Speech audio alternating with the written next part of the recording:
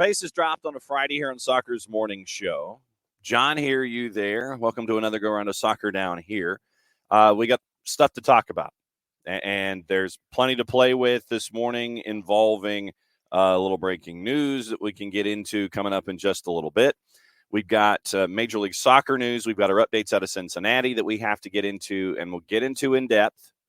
We've got updates out of Vancouver. And we've got updates out of New England where I thought something was already officially official. Apparently it's not until yesterday in the news dump and all of the stuff. So basically, as we were paying attention to everything going on in Cincinnati, pay no attention to what's going on in New England. And we end up with a news dump. So news out of New England, plus New England has made their moves this morning. And so we'll try and recap in hour number 2, who's made their postseason moves, who's going where, who's doing what. Morning, Alex. Prim and Proper coming up later today, as a matter of fact. And let's see, what is the rundown? So, of course, I have the thing behind me here. So as we get ready for the weekend in the Premier League, you get to hear from Sean Dyche. That's the breaking news coming up. Analysis of Andre Onana in European competition versus Premier League. You get a Spurs all-injured 11, Eddie Howe and Nick Pope on PSG, Pep on Erling Haaland, bit of a preview on Spurs and Manchester City, Trossard and Fabio Vieira news for Arsenal, plus Maddie. She is cruising through the Prem with her Newcastleian perspective on things, and Drew Dickinson is going to try and vent his spleen as best he can when he has time to breathe. So, Bart. And I was gonna, because I had noticed in the tournament for the NCAA, Bart's a very busy man. Lenore Rhine women, WVU men hosting the quarterfinal games this weekend. So remind me in hour number 2 to go through what's going on in the NCAAs as well. So we'll get that squared away, and we'll rock and roll. So busy morning on a bunch of different fronts, and we'll see how much news we can get in when it comes to 2 hours. First off, I apologize for 9:06. I was answering a text from the boss. And when the boss sends you a note, you answer. So there we go. Let me go ahead, and I'm going to go ahead and hit this because it's breaking news, even if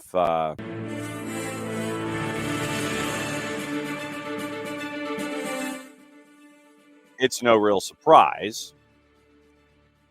But Everton is going to appeal their 10-point deduction. No real surprise, but once again, it's now officially official. From our friends at the AP, they filed the appeal in the bid to overturn the 10-point deduction. Deduction biggest in sporting sanction in the Premier League's history, dropping Everton into the relegation zone, threatening their status in the top flight. Recapping, the club was found by an independent commission to have made a loss of £124.5 million over 3 years, up to the end of the 21-22 season. Profit and sustainability say you can only lose 105 over a 3-year period. Official word from Everton, there was a paragraph, lodged with the chair, the appeal. Appeal board will now be appointed to hear the case. Looking like that's got to be done, obviously, by the end of the year, because you have the teams that have been relegated who are all going to be looking for financial compensation. And if this appeal does not work, then the point sanction could be worse because of the financial outlay to the teams that are looking what's going on. So you want me to play the other music part? What other music? Hang on. All right. So can we play the short version? Because it's Everton. Hang on. All right. So all right. So I won't do that. So I'm supposed to play the other music.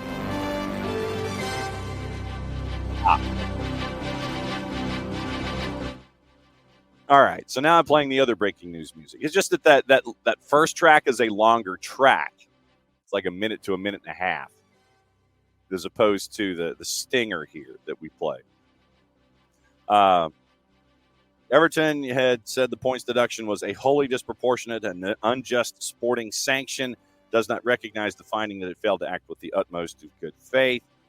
Manchester City, reportedly Chelsea, been accused by the league of breaches City defending champ. They've got 115 alleged breaches, and that apparently is going to be addressed, at least to the start anyway, by the end of the year.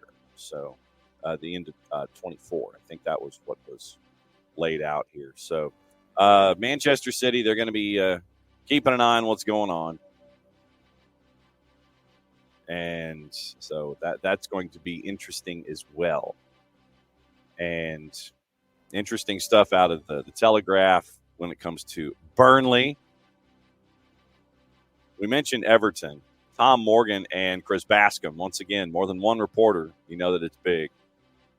So you've got the appeal and the fast track rules over the summer.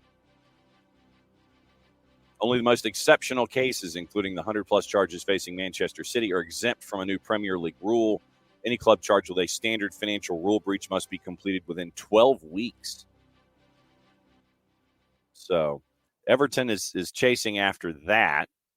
But in continuation of the multiple reporter story from the Telegraph, change to a specific time frame is to ensure any points deductions apply to the season in which the rule breach takes place.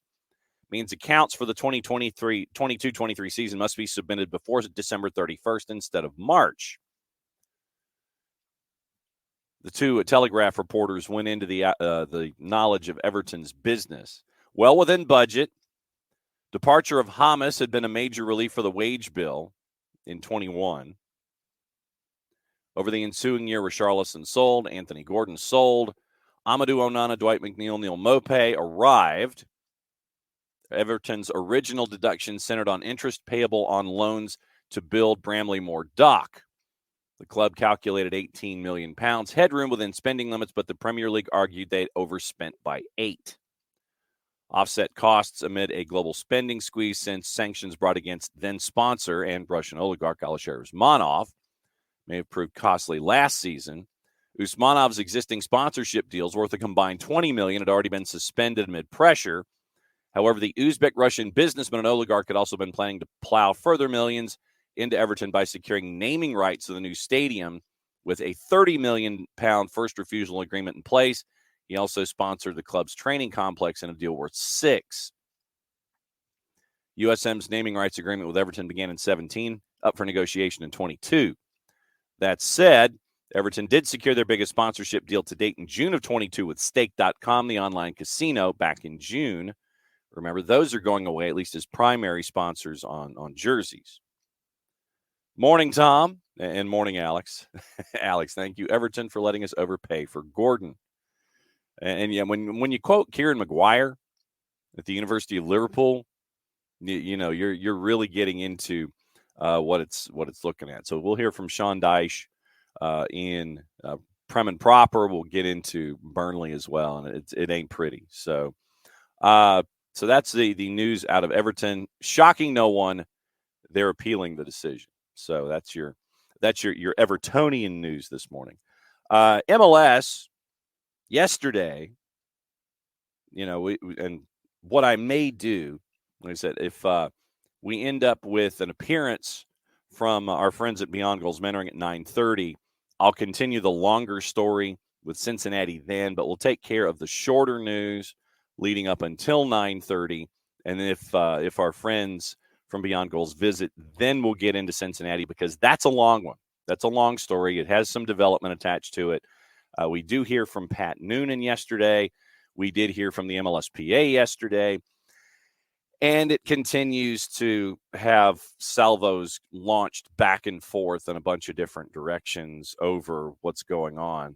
And like I said, we'll go over it in depth either at 10 o'clock or at 9:30 this morning. And like I said, in hour number 2, obviously, we've got to take a peek at the conference finals, all the other action going on. So that's the layout of the show. We've got the news.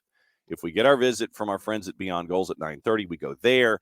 Hour number 2 is Cincinnati, playoff previews, and all the other stuff. If our friends at Beyond Goals are busy mentoring, then we'll pick up Cincinnati at 9:30.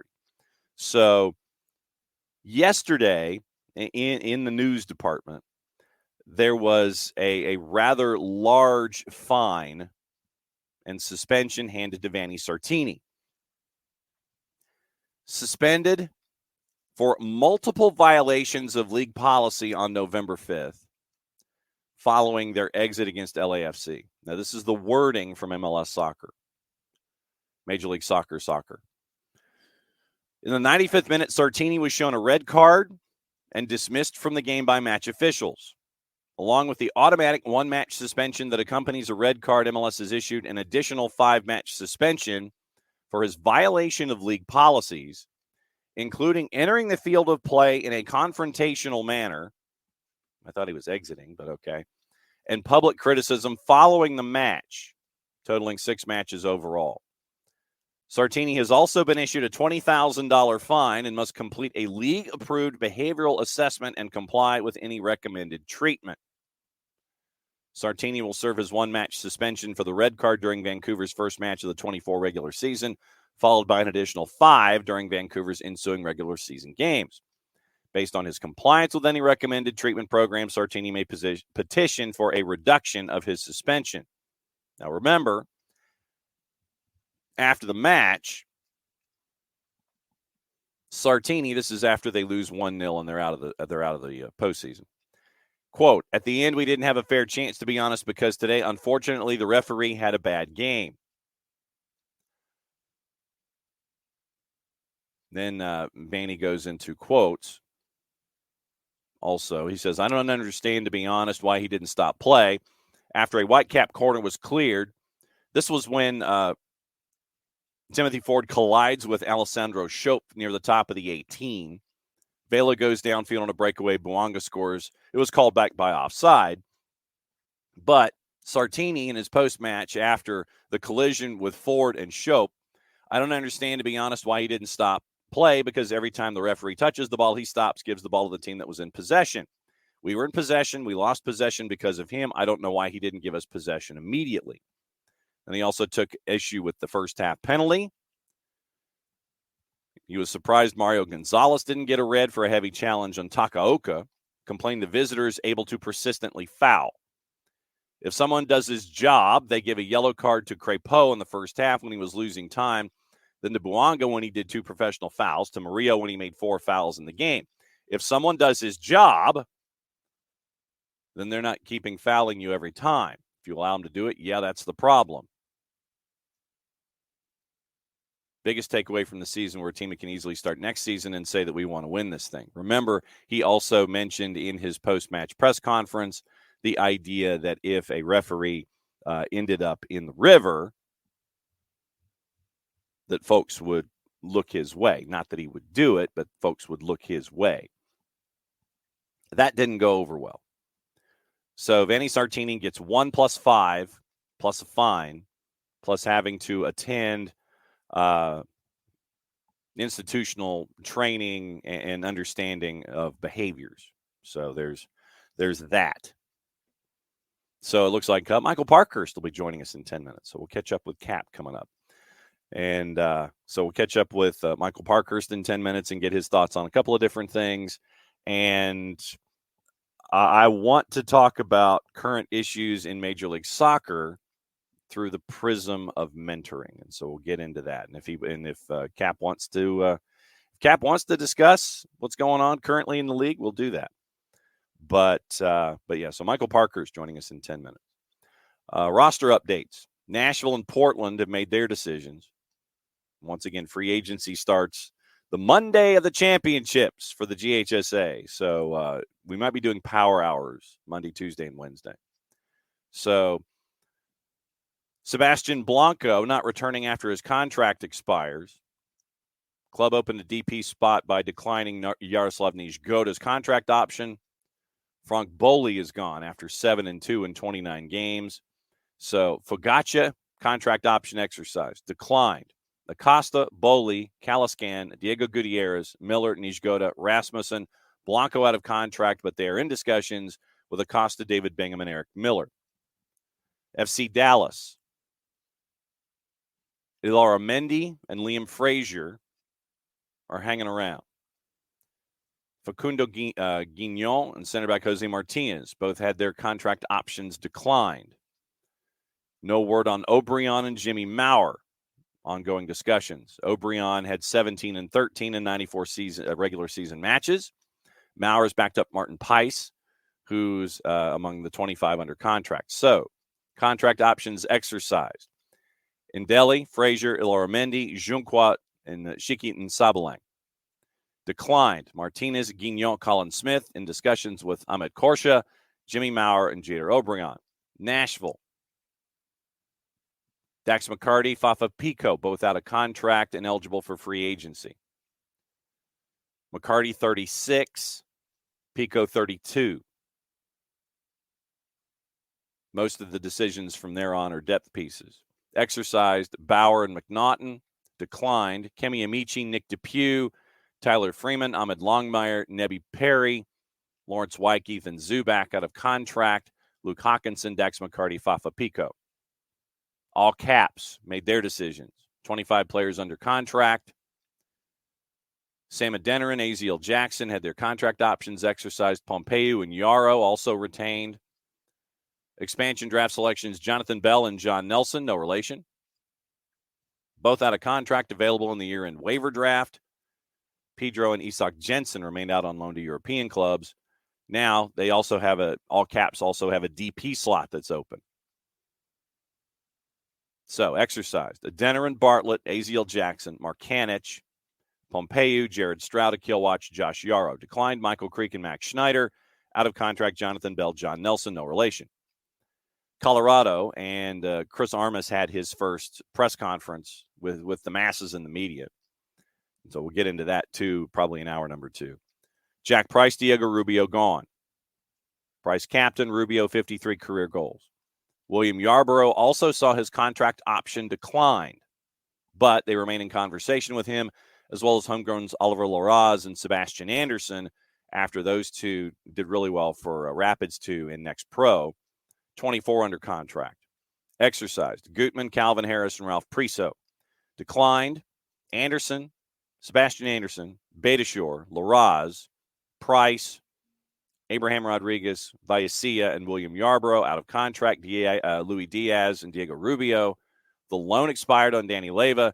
They're in discussions with Anderson, Loraz, and William Yarborough. So that's where we are with updating folks about who's gone, who's staying, and all of that. Now, yesterday in New England, do you remember? Do you remember the insights of Cardinalfo? When all of the stuff was going on involving Bruce Arena and assistant coaches and you know what to talk about and what are we focusing on? Do you remember the wisdom of Cardinalfo? I appreciate it. Appreciate the time, guys. Brian, just to start with you, you said about 20 minutes ago, quote, as everyone can imagine, this is a difficult time for Richie. What do you mean when you say this is a difficult time for Richie? And to Kurt, do you feel when this all passes, you would like to tell your side of the story here? I mean, in terms of Richie, you know, there's just been a lot written about Richie. And so, you know, when you're being talked about publicly, that's always a difficult situation, you know, for people who are in this building, you know, they're in this sport because they love the sport. They love being around the guys. They love coaching. They love the fans. You know, they love doing just what their job is. And you know, when they have to answer questions or be in the media or being talked about for other reasons, I think that's just always stressful and difficult for anyone. And so, you know, I think that's really what I'm talking about when I say it's been a difficult time for Richie. You know, and to answer your question, I was asked, you know, I first of all, I didn't ask to be in this position. I was put in this position. And I embrace it. The Crafts and Brian have asked me to lead this organization through a very, very difficult time. And I have enormous experience. I'm extremely confident. I love the people in this building. I love the owners. I love our staff.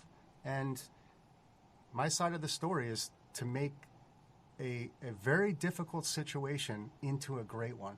And we have that opportunity. So that's what we're thriving on, is can we through all this noise and the stuff that none of us asked for this, but to drive forward and to make something out of it.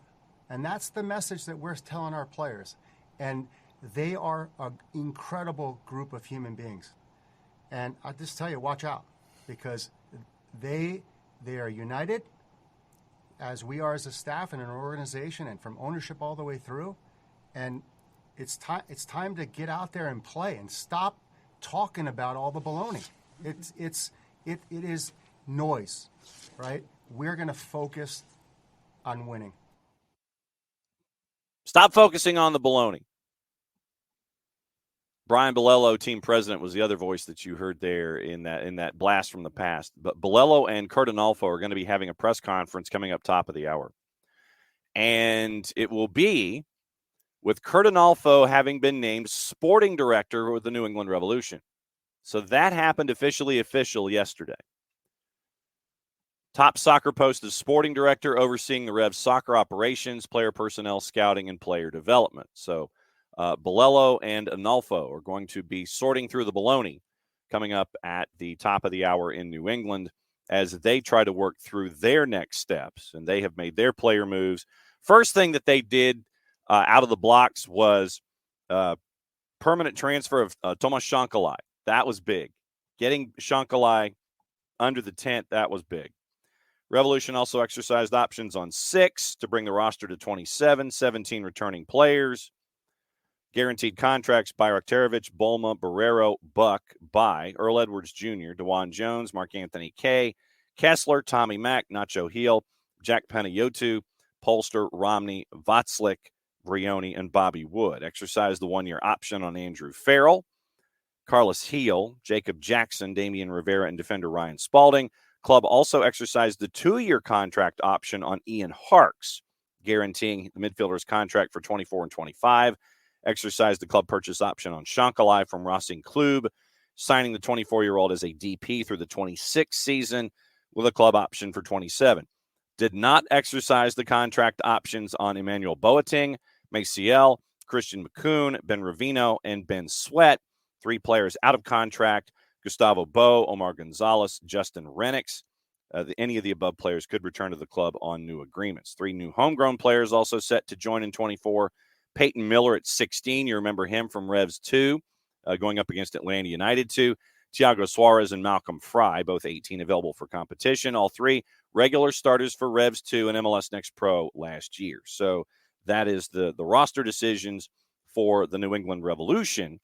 And we'll see how they look with their spots available coming up in 24. Another piece of news, and I doubt very seriously there might be tickets. It'll be, you have to travel, but Inter Miami is going to face the El Salvadoran national team during the 24 preseason. January 19th at Estadio Cuscatlan in preparation for an exciting 2024 campaign. Friday, January 19th for the first preseason match of 2024. So Inter Miami has decided that they're going to start their season off against the El Salvadoran national team. Okay. Sure thing. Just that was random. When that popped up, that was random. And that's the only other word I can think of. And I know that as we've been mentioning what's been going on with other teams, morning, Abby, Tom will get into what happened in Europa League and Conference League in hour number 2. And, Aubameyang with Marseille and Ajax. That was big. Abby sitting there and let's see, where was it, Abby? Why is it that I end up getting signed jerseys from Children's Healthcare of Atlanta that end up being players who leave? Joseph, and this year I got Miles. And then I see all of you are having the discussion amongst yourselves, which I really enjoy, that you guys want to have the conversations and the back and forth about Atlanta United and their roster. Does that sound like thunder blasting of some sort? Do you hear it across the highway? Nope. I don't know what's going on with the thunder and all that kind of stuff. I have no idea. I'm not hearing any thunder. Of course, I'm not really near a highway, so I'm kind of out and away from all of you. Once again, before I forget, remember, we're reissuing the we're reissuing the Atlanta is American soccer scarf for the holidays. This is part of a 2-step process to help out our friends at the Marshall Islands.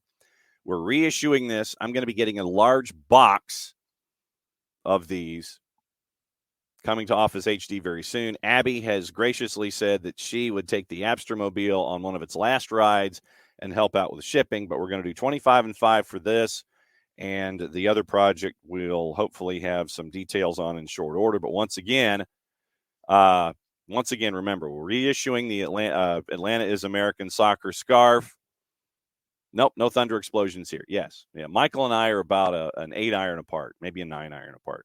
So we ain't hearing nothing. But once again, we're reissuing these 25 and 5, or if the Abstermobile does all of the work for us domestically as best it can, as long as it holds up. But once again, 25 and 5, we're reissuing the Atlanta is Soccer City, American Soccer. We're reissuing that for the holidays and helping out our friends at the Marshall Islands. So, okay. So this would be why, because Alex and Abby live in like Cobb County. So I don't know what's going on, but apparently today is supposed to be pretty crappy weather. And all I'm going to say is dress warmly, dress dry, and stay indoors. You know, you wake up and it was one of those mornings where you're just kind of sitting there and you're going, I don't know if I want to get out of bed, because you hear the rain and it's cold and you're under the blankets and you're just kind of like, I am not interested. Yeah, Ropes, no thunder in Powdertown. And Ropes, I did see, we're going to talk about that too coming up in hour number 2. So, since it is that time where we get to catch up with a mogul or a mogul in training, we'll find out. We'll see how he classifies himself. We'll find out about Thanksgiving. We'll find out about things and mentoring and how incredibly official all of that sounded, because I'm stalling for time looking for the open for this particular segment. I found it. So here we go.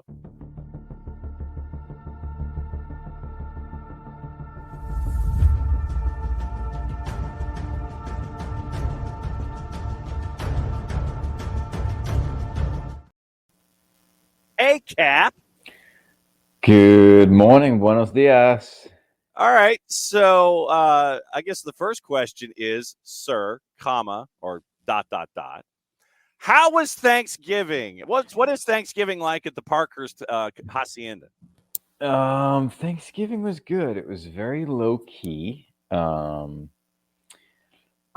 family was supposed to join us for Thanksgiving and had a sick kiddo the morning of Thanksgiving, which is natural for any of us that have had kids. I'm pretty sure my son has thrown up on multiple Thanksgivings. So they canceled on us. So it was pretty quiet, low key, but nice, enjoyable low key. All right. So then let me ask you this. Is there a particular dish that is there as a part of the spread that is indigenous to the Parkhurst family that no one else does? Or is it all just pretty basic and normal? Like you sit there and you walk in and you go, oh, Thanksgiving dinner, and everything is there. Or is there something that is like this wild card that's a part of the table? Very much traditional, because it's my favorite meal, the traditional Thanksgiving. The only thing that's odd to me is my son, it's a Thanksgiving thing for him that he has to have Jell-O. Okay. Which I don't know if that's normal or not. I never grew up with Jell-O on Thanksgiving, but I don't even like Jell-O, but he only has Jell-O on Thanksgiving. It's like the only time of year he's got Jell-O. That's the only time of year that he has Jell-O is Thanksgiving. It doesn't want Jell-O like in the heat of summer when it's like 9,000 degrees and you get a quick piece of relief. He just wants it during Thanksgiving. Yeah. I couldn't tell you what it's about, John, but that's how it is. So, okay, all right. Yeah. I'm still trying to process the piece of information that you just gave me. So I understand. Okay, so there where you are based, there is interest that is continuing with a team that is going to be playing in a match this weekend. I'm going to said match this weekend. You are. I am. Are you sitting in the mogul seats, or are you going to be with the folks in the Bailey wearing a different colored thing, or what are you doing? If by section 214 the moguls sit up there, then yes. What's the vibe been like there in town with Hell is Real, the conference final, which sounds like, movie number 3 in a series or something like that. What's the vibe been like up there? I don't know, honestly. I'm not really that in tuned, I guess, to the vibe, but folks aren't like, walking through subdivisions carrying flags and wearing hard hats and like waking people up at 3 a.m. and sitting there going, we're in a conference final and it's Hell is Real. Surprisingly not. No. I haven't seen that. But I know that Crew fans aren't happy with the allotment of tickets that have been given to them for this game. There's always got to be a little bit of drama. But no, I mean, I'm going there to just enjoy the match. I obviously will be rooting for Columbus, but unlike most Crew fans, I don't hate Cincinnati. I actually really like their coaching staff. I love Pat Noonan as a human being, and obviously Jeff Lorenowitz works with Cincinnati as well. So if Cincy wins, I will be attending MLS Cup and we'll cheer for Cincinnati. Okay.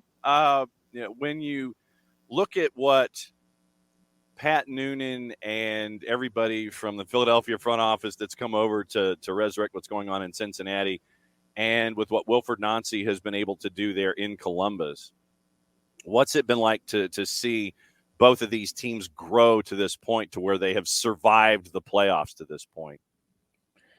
Yeah, it's been great. I mean, I think for Cincinnati, it's always challenging when you get to this position that you haven't been before. So I think that they've done well to get to where they are. This will be a really fun matchup. And obviously Columbus, Wilfred, I don't know how much success he's had in the playoffs, if any. So it's kind of new for him as well.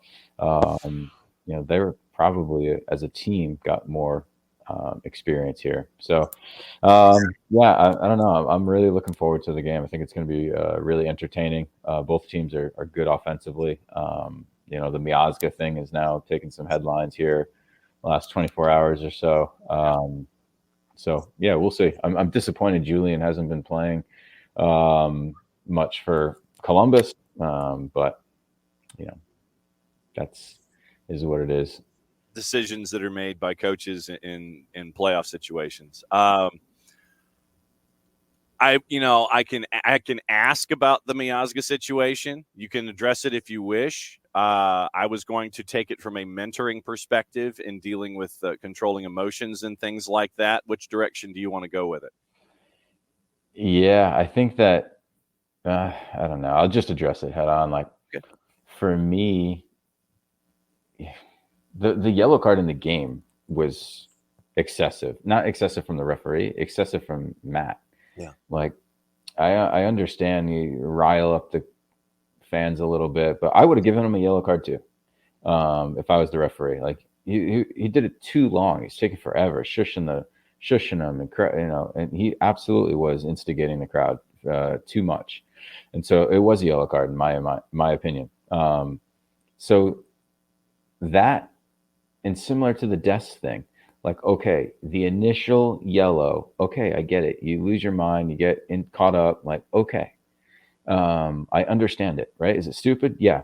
Can you live with it? Yeah, you can get over it, no problem. Right? Yeah, he's going to miss the game.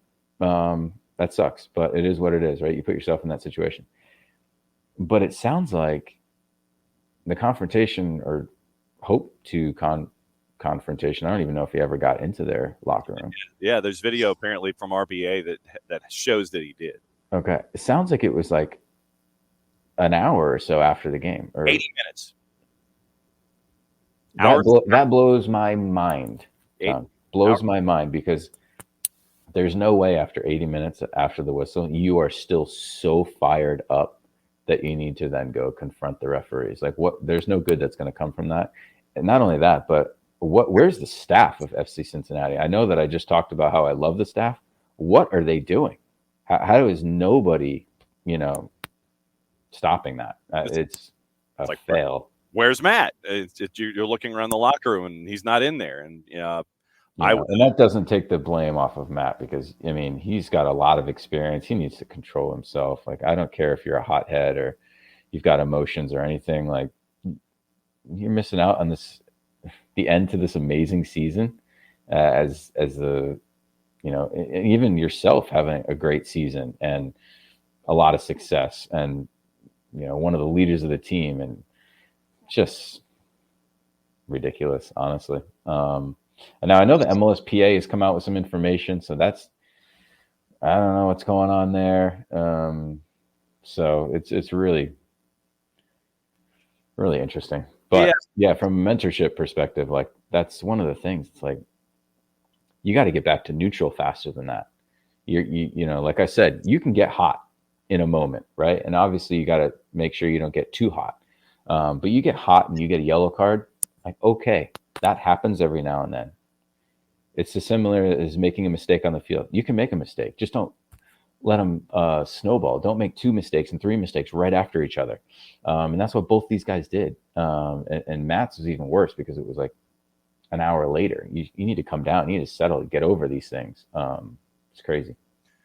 I mean, we can go back and talk about Des too, and kind of lump the two together. But when you talk to mentees about dialing it back to neutral, I mean, have you come across mentees in what you've been viewing that initially are hotheads, that you've had to address this notion of coming back to neutral and dialing it back and trying to just focus on the next play, don't make something that is already bad worse? Have you had mentees and conversations with folks about this kind of stuff?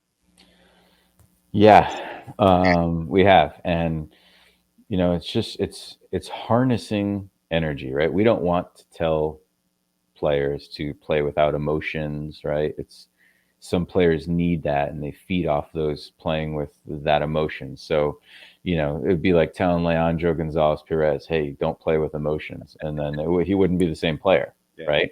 So it's, how do you harness that, and not let that get the best of you, right? Take the positives from it, but, try and cut out the downfalls from it. And that's difficult, right? So we talk about the reactions and controlling your reactions, even body language, right? When other guys make mistakes, and how you treat your own teammates, those types of things, right? Because we see it at the professional level. There's so much of it, right? There's anytime a shot gets taken by a player that's not the striker, if that ball doesn't go in, usually the striker is like, oh, why didn't you pass it to me? I would have scored. Type reaction. I mean, and that, in one sense, I get strikers' frustrations. Another sense is like, come on, have some better body language, and be supportive of teammates. So they see it at the professional level. So I think that's why they think it's okay to do. So we try and help out with that. But for sure, calming the emotions and tinkering it down. It doesn't help when parents are freaking out on the sidelines too, because right, it's all kind of intertwined. Parents freaking out on the sidelines and being emotional in situations? Yeah, I'm talking about outliers. It's not really the usual. Okay, so like dealing with the extremes, with the extreme parents, as opposed to the parent that sits there and is just venting their spleen about the whole time, that kind of a thing. I mean, it seems like there are levels, it seems like there are levels of parents too when it comes to their emotions. Totally. I mean, I was being a little sarcastic, but a lot of them. I haven't had. See, I've just started my morning cup. I haven't been able to process a whole lot of information this morning. I mean, and so it seems like the external factors and those that are in and around folks, in and around these athletes, whether it's a student athlete, a mentee, or someone that we watch on television. I don't necessarily know if enabling the emotion is the right word, or encouraging the emotion and the outburst is the right approach to think about it. But it seems like that your environment is key in A, establishing your mental set, and then B, on the flip side, reestablishing it, resetting it, and taking it back to neutral. This seems like that there's a lot of environment that's in play here, in addition to what you think internally about yourself and your own actions. Yeah, absolutely. I mean, and we're all influenced a little bit about our environment, right? We all subconsciously see things, right? You see how your coach reacts, you see how other teammates react, you see how your parents react, right? And all that stuff subliminally goes in, of like, oh, this is how I should react or can react to different situations. So absolutely, we're a product of our environment, and that sometimes can be a great thing, and sometimes it's something that we have to come to terms with and realize, okay, maybe I can be better. Abby's like, give them lollipops. Yeah, I remember Abby said that before. That's a good idea. If I was a referee, I'd definitely be giving lollipops to everybody on the sideline. So, all right. So you've got your red card in your front pocket. You've got the yellow card in the back pocket. You've got lollipops in your front pockets. Is that how this plays? Yeah, I like that. Just stack them with dum-dums. It's like, okay, all right, Ted Uncle, here's your cards. Here's your dum-dums. Make sure that you've got enough space in your shorts to make that happen. Were you maybe that's what we need to do with players that are going down faking injuries too. Like, oh, here's a lollipop. Go on the sideline. Finish this. When you finish this, you can come back in. So and it's a really thick one that's going to take a long time for them to finich. But if it's a Tootsie Pop though, how many licks does it take to get to the center? It's 3, and then they're back out. So you're saying what we should do is take lollipops and have that as like a sidebar for a sin bin. Basically, it's like, okay, the length that it takes for you to take care of this lollipop is how long you're on the sidelines and the other team's on a power play. Could be. I see how this works. I see what you're getting at. I did hear this stuff about sin bins. Interesting. Well, and I mean, in MLS Next Pro, what they're doing is if you don't get up from an injury within 10 seconds, then you are penalized basically, and you stand off to the side for 3 minutes.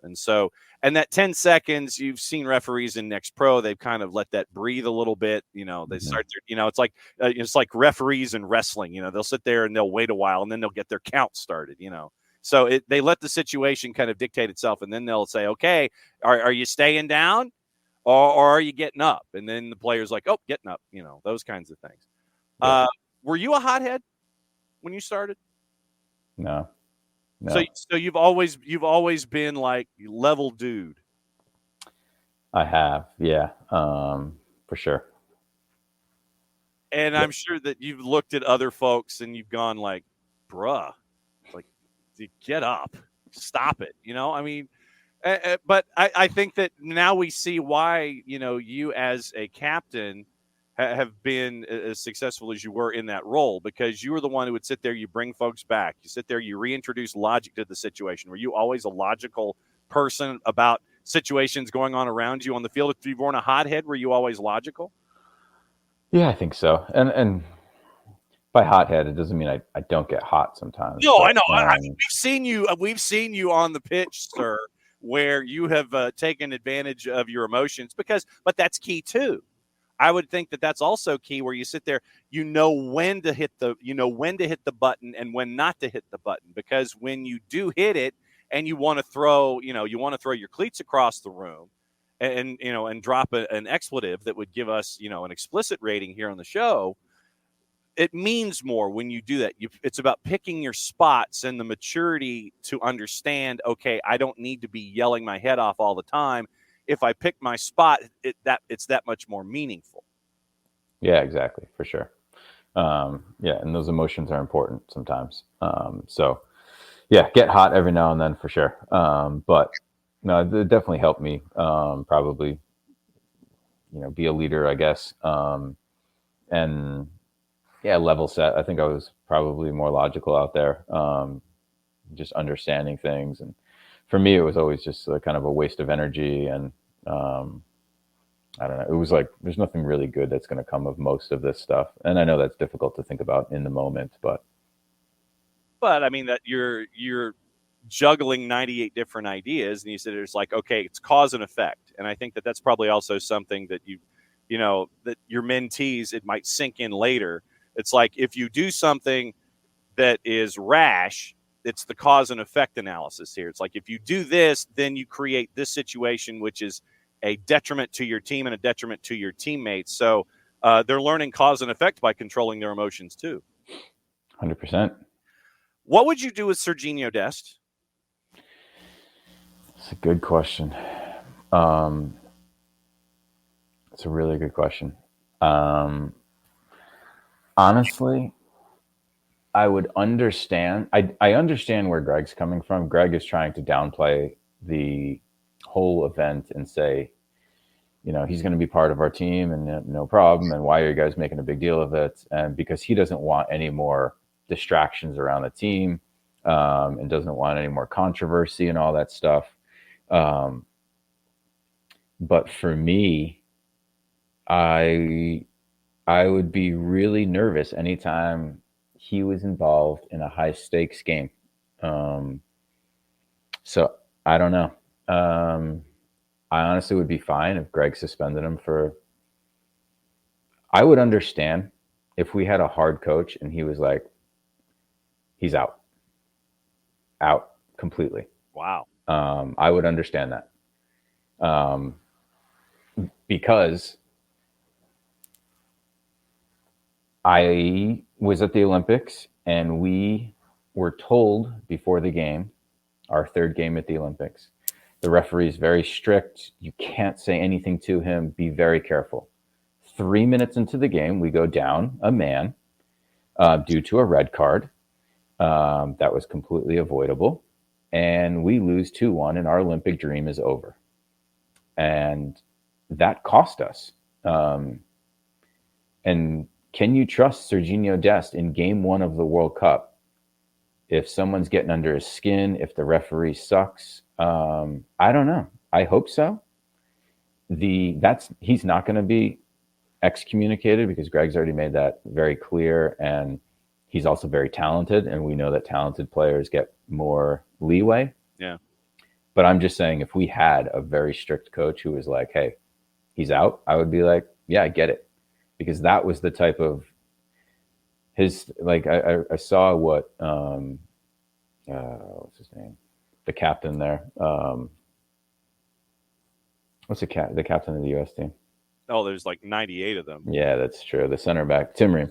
Yeah. I saw what he said, and I completely agree, right? It's just complete disrespect to not just the referee, just complete disrespect to the opponents of, like, it's okay if I get a red card because you guys suck and we're going to win anyways, which they didn't do, but just like complete disregard for any of your teammates. Like, he knew, like, I'm about to get a red card, but he continued. And it's like, okay, guys, I don't give a shit that you have to go out here and play 60 minutes against Trinidad down a man. I don't care. Right. So that's like the total, just like flipping the bird to every single teammate on the field. And for me, that's like, That's the ultimate disrespect. Completely. In my mind, it's worse than Reyna's thing. It's worse than Miazga's thing, for that reason.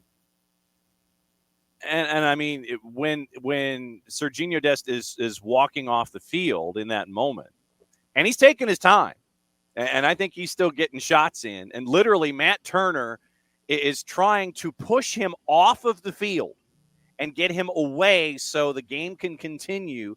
And Dest is getting into it with Matt Turner, and I know heat of the moment and those kinds of things, and I can put that in its proper context. But still, after you sit there and you complain about a foul not being called, then you complain about you thought that you saved the ball from going out completely, and it doesn't. And then you start to woof at the center ref, and then you take the ball and you kick it, and you send it skyward, and ball boy's got to go chase for the next 35 minutes to try and find the thing. I mean, it's disrespect after disrespectful moment, and yeah, you deserve to get the red after the second yellow for being disrespectful to the game, disrespectful to the ref, and disrespectful to your teammates. It's like Joker's Wild. Joker, and a triple, and you're out of here. Totally. Yeah, so, it'd be interesting. If there's any punishment from Greg, obviously he's facing punishment from, getting the red cards, and he'll miss out on some games. But is there further punishment from Greg? I don't know. And I don't know, obviously, what happened in the locker room and how sincere he was with his apology and all that stuff. But man, at the heat of the moment, that was so bad. And he's not a 16-year-old. I mean, the guy plays in Champions League. He's played in the biggest leagues in the world. You know, it's like he's not. You know, there can't be that many excuses for him. You know.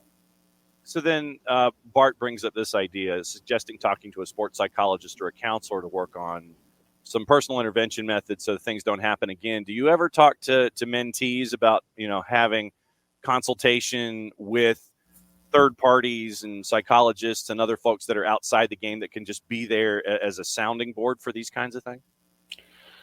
For sure, if we see the need or that we're not getting through, and obviously sports psychologists provide something different than we do, right?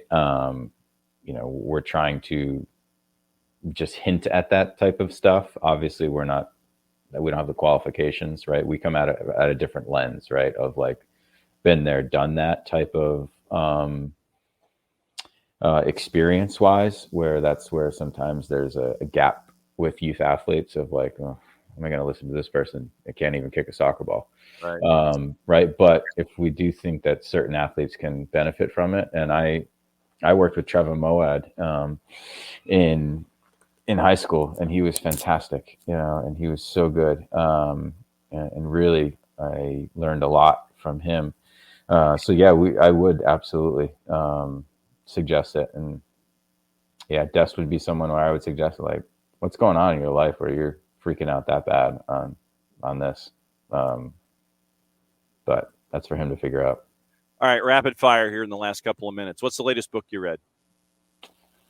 Trevor Moad's book. He was a sports psychologist, and he passed away not too long ago. But what was the name of the book? I literally finished it yesterday. Nope, don't have it. You're having me sit here look up it up on Amazon here before we. Trevor Moad. He wrote 2. It was the second one. Okay. How to Think Neutrally. Okay. Well, that makes sense considering the conversation that we've been having this morning. Yeah. What book is Getting to Neutral, Trevor Moad. Getting to Neutral. That's it. Getting to Neutral. So it takes what it takes. Forward by Russell Wilson is the other one, and then Getting to Neutral is the other one. Okay. All right. So then, what book other than what you've just read from Trevor Moad would you recommend for folks? The Michael Parkhurst Book Club. What would you have folks read these days? I think I mentioned it last time I was on with you. Maybe was it something about expectations? I'm really good with book titles, John. It's Book Club with Michael Parkhurst. Expectation Effect. Okay. Got it. The Expectation Effect is phenomenal. Really good book. Okay. So you're going to be in the Mogul and Training section at TQL in section 214 for anybody that's going to be squeezed into the building.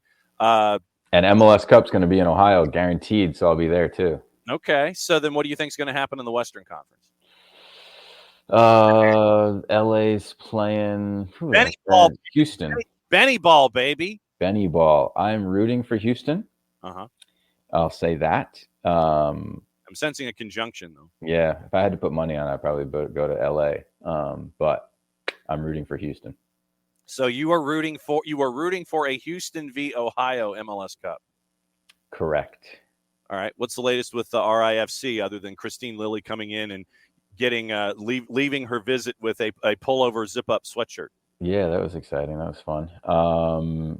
We had some open tryouts. We had some combine tryouts. So that went good. We're up to 10 players signed. So that's good. Announcing our striker early next week. So that's good. Okay. So, yeah, making progress. Okay. And so is the more progress just making more signings and making sure that the roster is full, considering that you've got folks that are shifting and folks shifting right now in USL Championship? I saw Thomas Vanke Zeal has now gone from Birmingham to Hartford as a part of their makeover. A lot of different things. So you're just adding more players. I see what you're doing. Exactly. Got to get that squad together. When you had the tryouts, what was that like, having that massive humanity there for the tryouts? Yeah, it was a great turnout. It was a great event. Everything went well. It was well organized, and it was fun. It was fun to see everybody competing. The guys had great attitudes. The talent level was okay. There were a couple guys that stood out. So a couple guys we'll bring into preseason. Okay. And for folks that want to follow along, they just follow Rhode Island FC on every possible social media platform and follow you at BG Mentoring and at MF Parkhurst on the 280 character app. What's the weekend like other than going to TQL? You gonna take it easy? Taking it easy. That's about it. That's the highlight of the weekend, John. As it should be. All right. All right. Run into a 10 o'clock call. Go. You're 2 minutes late. Then why are you talking to me? Get out of here. You're more important, John. Don't tell them. There you go. Attaboy. Be good, Cap. Have a good week. Bye. We're more important than his 10 o'clock call. That's fantastic. I love it. Yeah, Abby anger management classes. Don't call Destin to camp. Why call players into camp and then you don't play them? Yeah, that's happened before. That's just ugh. Tom, on the sin bin, I think I agree with some of those who say sin bins are a bad idea. If it's 10 minutes, offending team would just park the bus for that time, grinding the game to a halt. Yeah, and we do see that with 11v11. And Abby's counting to 3. Exactly. You count to 3. You better get up. 1, 2, 2.5, 2 3/4, 2 7/8. All right, 3. You're out for 3 minutes. So we'll see what happens with but the thing with the injury rule in MLS Next Pro, and we had these conversations with the Steve Cook last year with Atlanta United too. It's like, if everybody's wondering about legitimate injuries and things like that, if a team is trailing and somebody is sitting down, it's like they can't get up. It's not like they want to go down a man. So there, probably needs to be some massaging of the rule and some just understanding about what's going on. But MLS Next Pro, they were working on the idea of injuries and getting up and either that or doing being down a man for a couple of minutes. So we'll see how that continues to grow in MLS Next Pro in 2024. Okay, past the top of the hour. So I know we're going to get into what's going on in Cincinnati. And it's going to take a while. So this is part of what went down yesterday, and that was why we took care of the other teams and the other thoughts with New England and their press conference going on right now with Brian Bolello and with Cardinalfo. And just in time, with hour number 2, it's Jarrett Smith. Good morning. Good morning. What is up, sir? Shenanigans levels around the league, for one thing. That is true. Yeah, and we were going Jesus. to get into the Cincinnati update because we talked about Vanni Sartini. So let me get your thoughts about Sartini in Vancouver getting 1+5 and a fine, and Cardinalfo and the baloney now going full-time, full bore as sporting director there with the Revs. Yeah, apparently some assistant coach tweeted out some emojis. Oh yeah, Vandenberg. Yes. Yeah, suggested that he does not agree with this decision. I feel like a great fool because I remember we were sitting on here one time not too long ago discussing, man, it feels like he's really played himself out of anything resembling a job. Mm-hmm. No, New England's going to give him a bigger job. Yeah, I know. We know nothing. No, we don't. Whoopsies.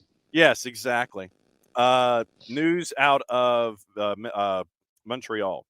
They've got their list out. Departing players, a couple of interesting ones. James Pantemis and Zachary Broguiar, departing players, according to Jonathan Tannenwald. But, so we know absolutely nothing when it comes to the baloney in New England. And so they're trying to get past the baloney, as are the rest of us, but it's still going to be there for quite some time. But then Vanni Sartini got 1+5 and it was a $25,000 fine. And he has to attend counseling for his outburst after losing to Los Angeles in the opening round. Yeah, he look. We know Sartini is insane. We know he's a special kind of insane, a kind that is enjoyable for most people. Yeah. The bottom line, though, is that he did make a joke about, if a referee ends up on the bottom of a river, they're going to look at him first. You can't make that joke. We all enjoy Sartini, but we're holding people to standards. We have to hold everyone to those standards. It's not fair to just drag Matt Miazga and not also punish other people. Yeah. Because yes, Sartini was joking. I think he made it pretty clear he was joking, but what he said isn't. It's one of those things that you can laugh it off as he's joking, but you can't say it. But you can't say it, and they're going to hold you accountable accordingly. Now, is it it might be weird that he got. It might be weird that he got more games than Miazga. Yeah. I guess it's just a matter of like confirmed versus unconfirmed. Because the thing with Miazga for me still is, and I know everyone is up in arms about this still, Pat Noonan has repeatedly put his foot in his mouth and decided to set up a nice little timeshare there. Yeah, we're gonna run that tape in a second, dude. But all of that being said, I still think a lot of what you got from Miazga is because you're giving him a 3-game minimum because he went in there, and that's falling under referee abuse. You are not, and this is the thing that's really pissed me off about the MLSPA statement, about the stuff coming out of Cincinnati. Don't move the goalposts on me here. Yeah. I don't care. This punishment to me is punishing him for going in there. Yeah. If you could confirm all of the things in there, I think that were alleged, I think it would have been a much more substantial suspension. He went in there, and that's the part that's pissed me off in the coverage of this and the treatment and the comments out of Cincinnati and the MLSPA stuff is they're not disputing that he went in there. They're arguing about, whether or not he did say or did do something in there. To me, that's not the question here. And it feels to me very disingenuous. Like you're trying to dismiss the fact that he went in there and you're starting your way down the narcissist prayer of he didn't go in there. Okay. Yes, he went in there, but yes, he did this, but, and you just start down that rabbit hole of, you're excusing one thing and you're trying to downplay one thing so you can make your point about something else. And I get it from the MLSPA because they're going to protect their players, even at the risk of looking like jerks sometimes, because that's what a players union does in this situation. It costs you nothing, though, to be quiet, Pat Noonan. Yeah. But it is a free activity that does not require any financial investment to just say, he was suspended. Yeah, we disagree with it. We're going to have to move on. To continue to elaborate on it just feels annoying. But yeah, my whole thing with this is he was suspended in my eye for going in there. That's 3 games. Yeah. That is USSF. You abused a ref, 3 games. Congratulations. If they could have confirmed other things, I think it would have been more. I took this personally, and this is just my opinion. I took this as they're saying, oh, we know he went in there. We can't confirm anything else. So we're going to suspend him for what we know happened and not suspend him for hearsay. And he said, she said. Frankly, you should take it and run with it because your dumbass went in there when you knew better. When the team official who's dragging you out of there allegedly says, what are you doing? Or to paraphrase, what are you doing going in there? You can't go in there. You knew what you were doing was wrong, and you went in there. Stop trying to make this about what was or wasn't said in the referee's report versus what you're saying and turning it into a he said, she said, and quit trying to bury the fact that your dumbass went into the referee's locker room when you're not supposed to. So here is yesterday. Like I said, this is the downside of us not having an afternoon drive program.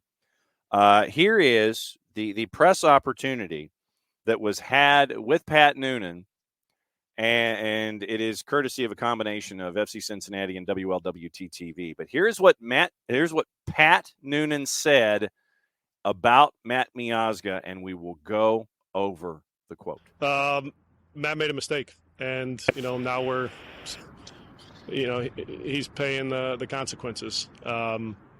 We've had good conversations just internally about moving forward from this and Matt's leadership and the importance of having him on the field. Having said that, I think the punishment is way over the top for the actions that transpired.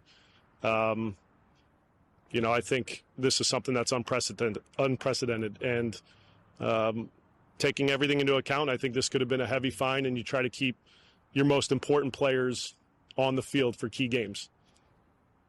If you look at the NBA or the NFL, some of these other leagues, are you really taking off your top players in key moments because of things like this? I think you probably don't.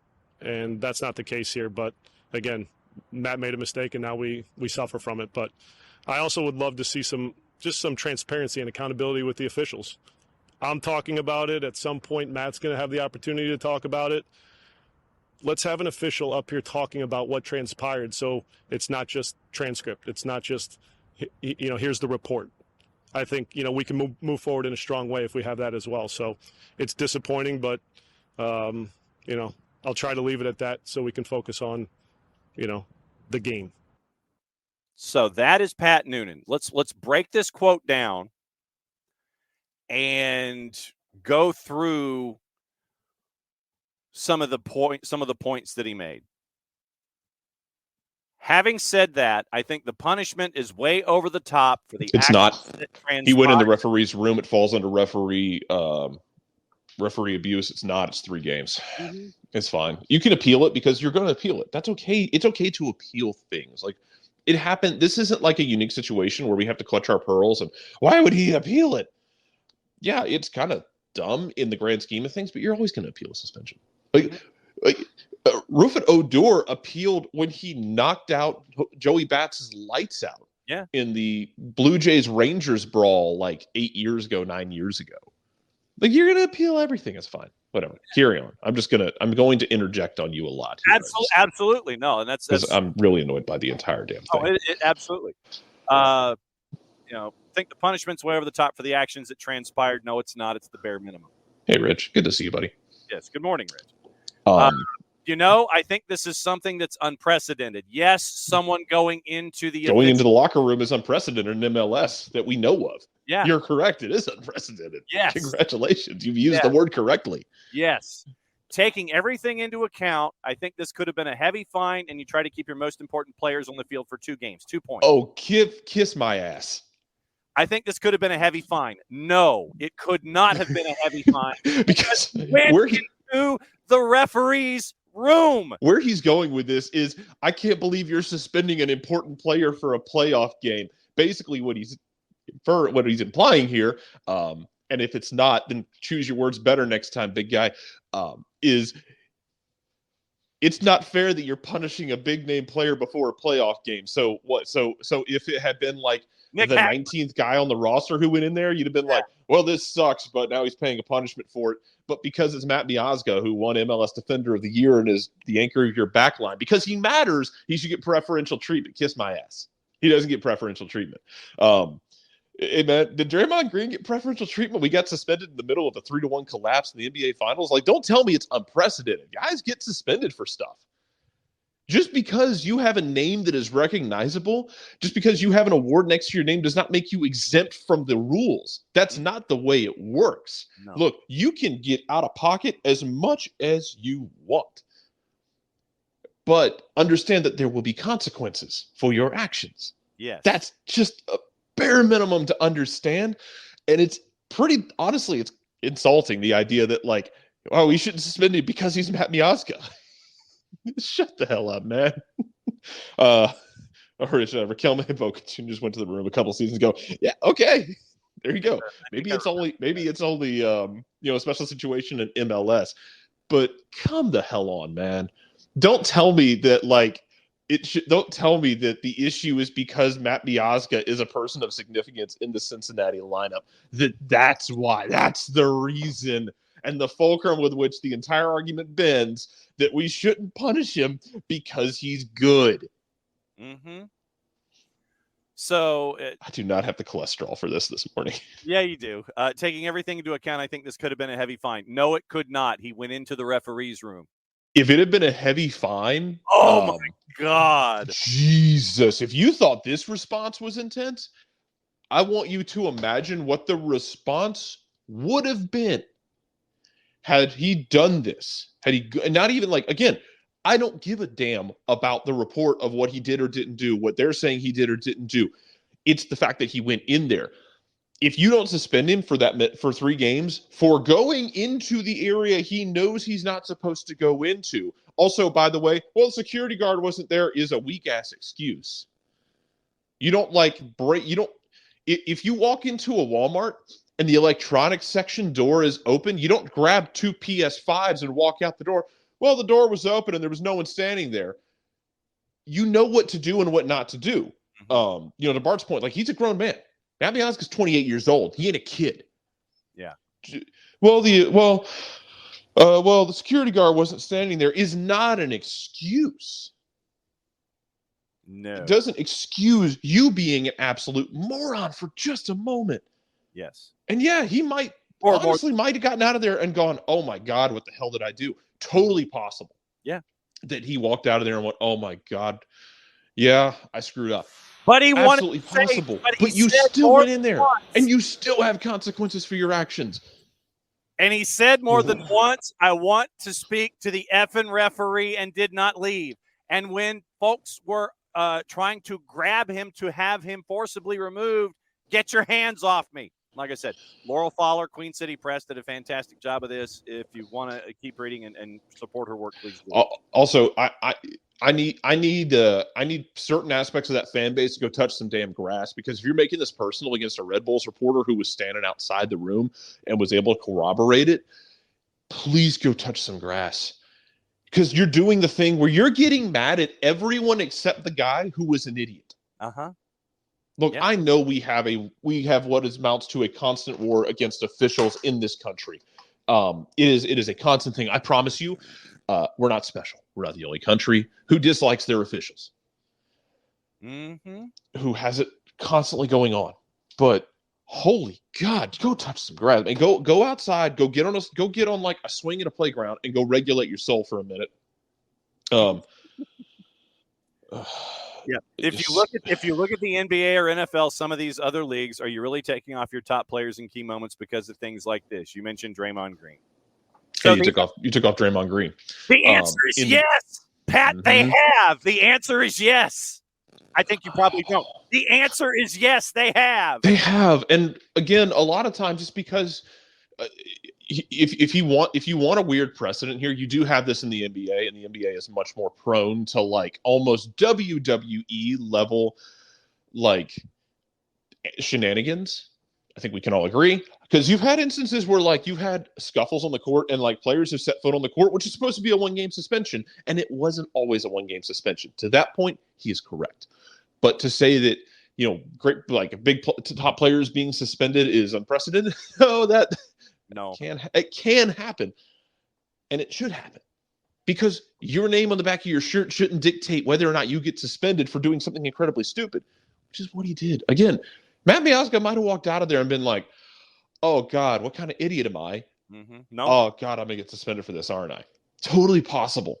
And I don't expect him to do it again at this point. Because I think personally, I think if he ever did it again and you get repeat offender status, oh man, not only is that suspension going up, it's going up by an exponential number. Yes. So let's have an official up here talking about what transpired. So it's not just transcript. It's not just here's the report. I think we can move forward in a strong way if we have that as well. Rich, Cincinnati fans are new to actual things happening to their team. Yeah, they are. They're getting a sensory overload right now. They are. Like, things are happening. What is this? Yes. Yeah. Oh man, Scott Foster. Yeah. Well, Matt Miazga's a name in MLS because he just won an award, Rich. That's what I'm going off of. And also, he does anchor their back line. But yeah, Scott Foster. Yay, Scott Foster and Chris Paul. And Jesus. I didn't want to talk about the NBA this morning. Mostly because then I have to think about how much I hate the Hawks. And none of that's healthy for me. Okay. So then the MLSPA comes out with a statement. And we understand the idea of protecting players because as a union, you're supposed to do that. So the MLSPA, they're always going to do it no matter what. Absolutely. So here's what the MLSPA put out in their press release for those of you that missed it. The MLS Players Association condemns the behavior of the Professional Soccer Referees Association and certain PSRA members with regard to the November 4 incident at Red Bull Arena involving FC Cincinnati player Matt Miazga. It's a complete sentence. Both the match report approved by the officials and the statements released by the PSRA regarding the incident contained material falsehoods. Since then, the PSRA has not only failed to correct these falsehoods, its president has continued to repeat them publicly. End of paragraph number 1. To respect the integrity of the disciplinary process, the MLSPA refrained from public comment until the process was complete. The PSRA, on the other hand, created and repeatedly reinforced a false public narrative that appears to have directly influenced that process. Video footage made available and reviewed during the disciplinary process confirms that statements made by the referees and the PSRA were false. Unfortunately, that evidence does not appear to have been appropriately factored into MLS's decision. In the meantime, no discipline has been announced for the referees for submitting a match report with multiple false statements, and no discipline has been announced to address the stadium's security breakdown that allowed the incident to occur in the first place. Further, MLS has not publicly condemned the PSRA for their irresponsible actions and false statements. Players in MLS are held publicly accountable for their actions. It's high time that the same standard be applied to officials. Last paragraph, refereeing is a difficult job. Mistakes on the field happen and the game moves on. Matters of integrity, however, are rightfully taken much more seriously. The behavior of the referees and the PSRA in this case did not demonstrate a level of integrity commensurate with a league of MLS's stature. My point for the MLSPA is this. If they contained material falsehoods, what are they? You say the incident contained that the match report contained material falsehoods.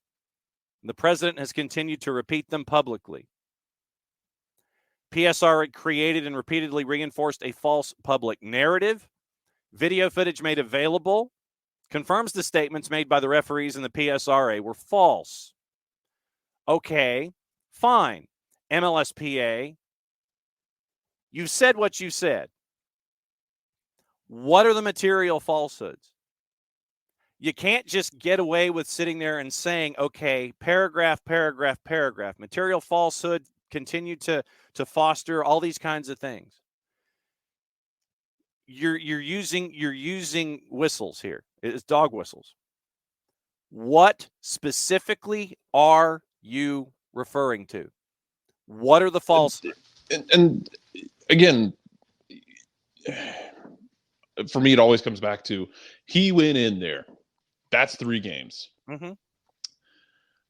The fact that we haven't been able to confirm anything else, from the way I'm personally looking at the way it unfolded, is hey, we can't confirm all of this. And they do touch on a problem, which is that there is no transparency in punishments for officials in this league, because we've seen it in other issues where you're thinking like, oh my God, they screwed up. Well, we never hear about punishment. So maybe if they submitted a bad match report, yeah, we won't hear about it. That is a problem. They are correct about that thing. That is 100% a problem that should be addressed. Mm-hmm. The fact that it's only 3 games makes me think that there are questions about it, or that they cannot confirm stuff, or that they can take the evidence to a certain point, but they can't go past. Yeah, they cannot finish the entire drill here. That's if there's, fine. And like I said, if there is, and Bart's going to join us here in a second because he's fired up. Understandably so, as our resident official. As a Bart is the resident referee here. Yes. So, I mean, you could extrapolate that there are security cameras inside Red Bull Arena. I would imagine that there are. In addition to security, in the human form, I would imagine that there are cameras made available to security personnel in some kind of a room where you sit there and you look at hallways and things like that. I would imagine that is what Major League Soccer is looking at when it came to the idea of the initial numbers of the suspension for Matt Miazga, but they could not carry it further. Like I said, I mean, every arena has cameras. Every arena. And so it's just the level of surveillance. You can take your decision to a certain point. Okay, here's Bart. He's mad. And here's Be mad. Well, I'm mad because I'm with Jarrett. Like, everything else that keeps being brought up and we can talk about referee accountability because I think there's a level to that here. But everything that's being brought up dismisses and apologizes for almost Matt Miazga being an absolute explicit warning dumbass. Well, Parky said shit, so I think we're already there. Yeah. To Bart's point, I think it goes beyond that. It absolutely excuses it. Because Yes. the wording from the MLSPA statement absolutely is excusing. They literally said it's not his fault that the referees somehow made a bad decision, which is improper at all. Like, to begin with, that they did the right thing with Miazga. At every single time, the man got a yellow card 3 times in one match. Yeah. Okay, the man got 3 yellow cards in one match. All 3 of them were deserved. Okay, so first off, let's not pretend like the referees are at fault for making a bad decision. Secondly, we're blaming security for not being right outside the door 90 minutes after a game because they thought they could, I don't know, go to the bathroom or something. Like, what are we talking about? Yeah, there were multiple security officials there, according to the Laurel Fowler piece at Queen City. But a newer security guard, apparently in the situation, decided, apparently went to go file an incident report as the incident was still ongoing, and that led to the lack of security personnel to try to remove Miazga from the room. And so that makes sense. So again, we're still blaming the security for Matt Miazga being there in the first place. Again, nothing is his fault. Which is why he is the way he is. He's a petulant, spoiled little child and has acted that way his entire career. That's the thing. This is not Michael Parkhurst, who's a saint and a well-mannered young man and a captain at that point in time, when he was playing. This is Matt Miazga, who, during this entire process, has been pointing out, has had like 80% of his yellow cards be for non-soccer things, during this year. This man has a track record, okay? It's his fault. Stop trying to blame anyone else. Stop trying to say, oh, well, the referees need to be held accountable. You're right. They need to be held accountable for if they did something incorrect. But you keep saying there are falsehoods. You haven't pointed them out yet. Mm-hmm. And also, falsehoods versus a different account of the story that all amounts to Matt Miazga being somewhere where he damn well shouldn't have been. What are we arguing about? What are you mad at? And it's irresponsible from MLSPA to be so contradictory to what PRSA and MLS have said in this entire process. Mm-hmm. Mm-hmm. Yeah, and the biggest thing for me, and Rich admits, Hutch says scapegoats. We need scapegoats, and then Rich goes, "I've been to RBA in a lot of areas. Security there is pretty trash. I mean, I've been to RBA too." Well, look, Red Bull forgot that they had people in the building. Okay, they're not used to having staff for for more than 10,000 people in a building. It is literally where you're sitting there and. I mean, the only thing about Red Bull Arena is make sure that you've got your Uber squared away before the end of the match, because Uber is not a fan of going there after dark to Harrison, New Jersey. My mother was an English major. And the biggest thing that was impressed upon me at a very early age was modifiers. If you're going to say something, you can't just sit there and say something without any kind of detail. Basically, what the MLSPA has done here is sit there and go, we're going to say something. We're not going to have any kind of modifier or depth attached to it. And we're just going to say this, and you have to take us at our word. I've seen no evidence as a part of this process from the MLSPA where it's like they said what they said, and literally it's like we're saying what we're saying, then we're leaving the room. If there are material falsehoods, what are they? You can't just sit there and say, well, yeah, they're falsehoods. Okay, well, what are they? I need this depth of information from you folks. It's the simplicity of, well, he broke the rules. Nuh-uh. Yeah. In the statement. It is kind of where we're at. It's nuh-uh and yuh-huh. I mean, literally, that's where we are. It is nuh-uh and yuh-huh. Well, I think it also is a problem, Jarrett, kind of to your point, is that they're arguing that something in the report is the reason why he's getting this long suspension. Which, by the way, 3 games is really not that long of a suspension. Let's not like pretend like this is telling the man he can't play soccer ever again. It's 3 freaking games. Yeah. The problem is, as Jarrett has pointed out many times, you're at the point of referee abuse, right? This is U.S. soccer guidelines and standards here. This is not, oh, you said a bad word to a referee on the field, which is referee abuse, or oh, you know, we think maybe you did this, so that means it's this. You went into their space, period. Yeah. That alone reaches the threshold of a 3-game suspension. Period. End of story. Yeah. Stop pretending like he had to do other things. Like, oh, well, it's the same. I have this issue when, like, mostly in adult leagues because they're actually large children. But, oh, well, I swung at him, but I didn't hit him. Well, buddy, it's still a red card. You still swung at him. Like, well, he didn't actually do anything mean to the referees. He was still there. He's not supposed to. Somehow with pizza, apparently, which is the other part of the story that is just confounding. Well, and the thing is, it's like, was it pizza? Was it fries? Was it a to-go bag?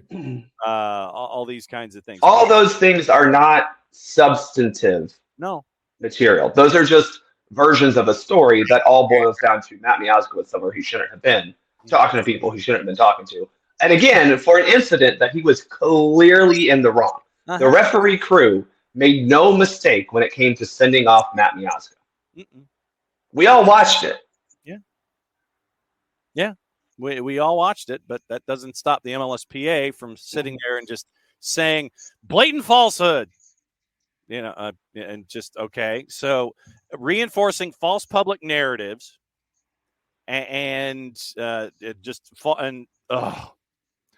created and repeatedly reinforced a false public narrative that appears to have directly influenced the process. No discipline has been announced for the referees for submitting a match report with multiple false statements. Okay, what are they?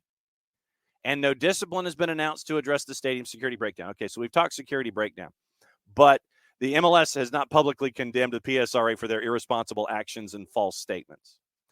No discipline has been announced for the referees for submitting a match report with multiple false statements. What are the false statements? What is the false public narrative? What are the falsehoods here? What are they?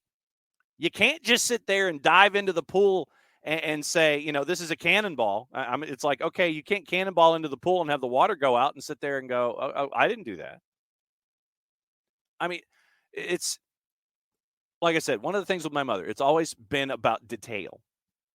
And there's a lot of details. All you have here are people yelling and finger pointing.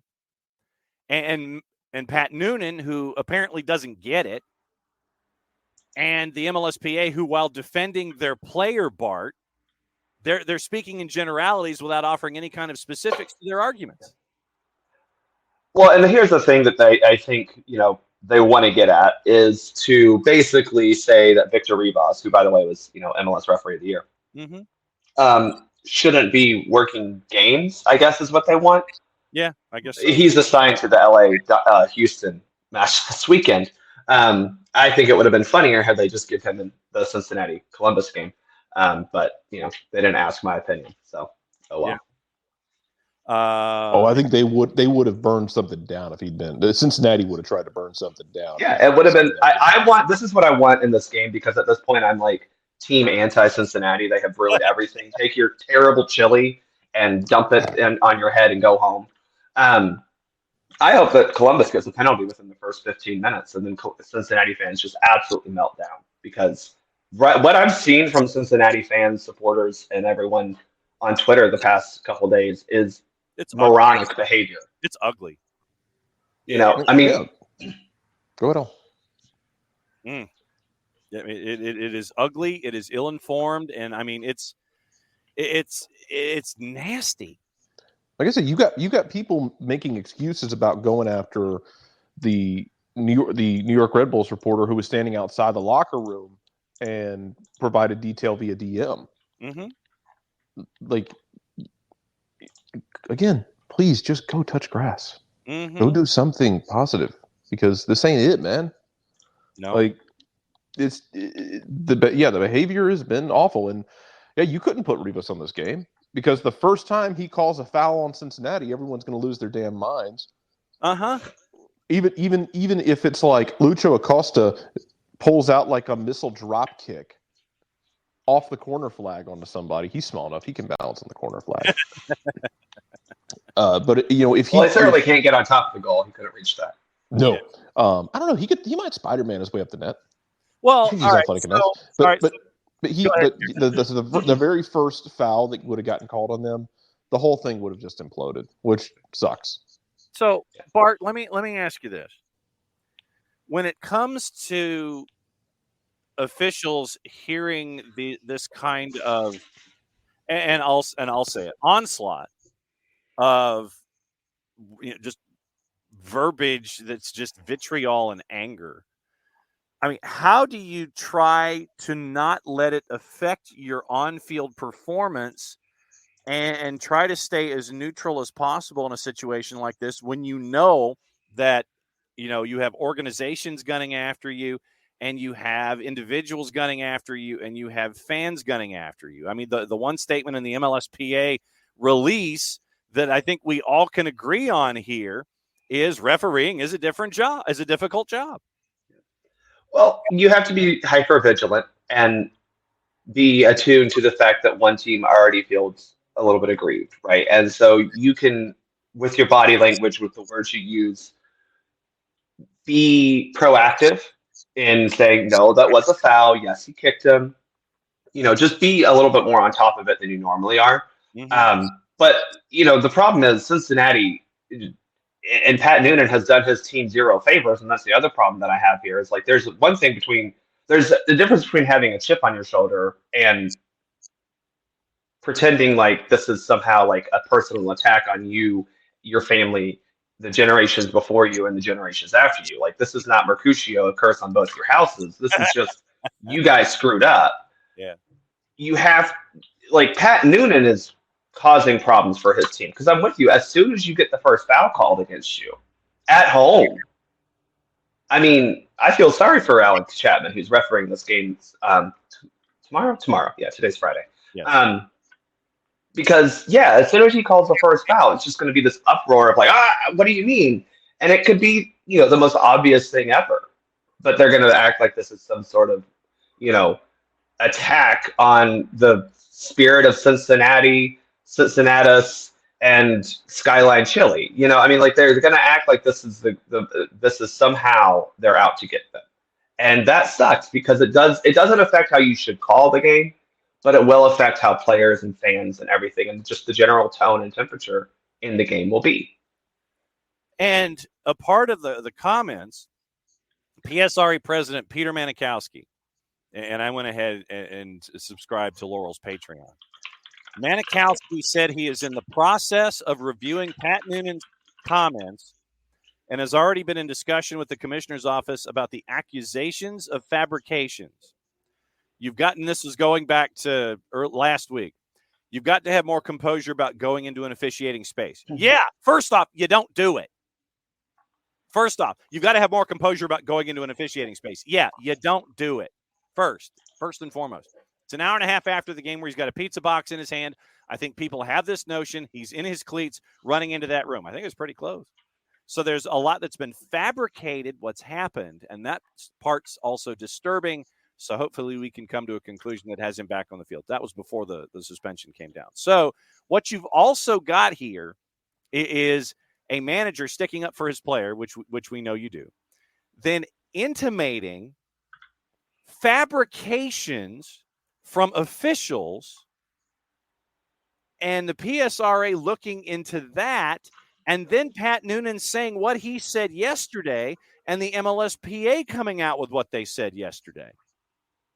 Look, I know people hate the fact that Greg Berhalter may handle situations right on occasion, but you compare what Pat Noonan has done and what Greg Berhalter did, and the fact that Greg Berhalter absolutely not defended his player, but supported his player, right?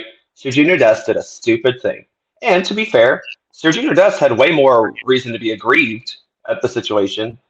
I still think it was dumb, and why get that mad over a ball in and out of play. But, he was upset about an actual referee call in the heat of a match.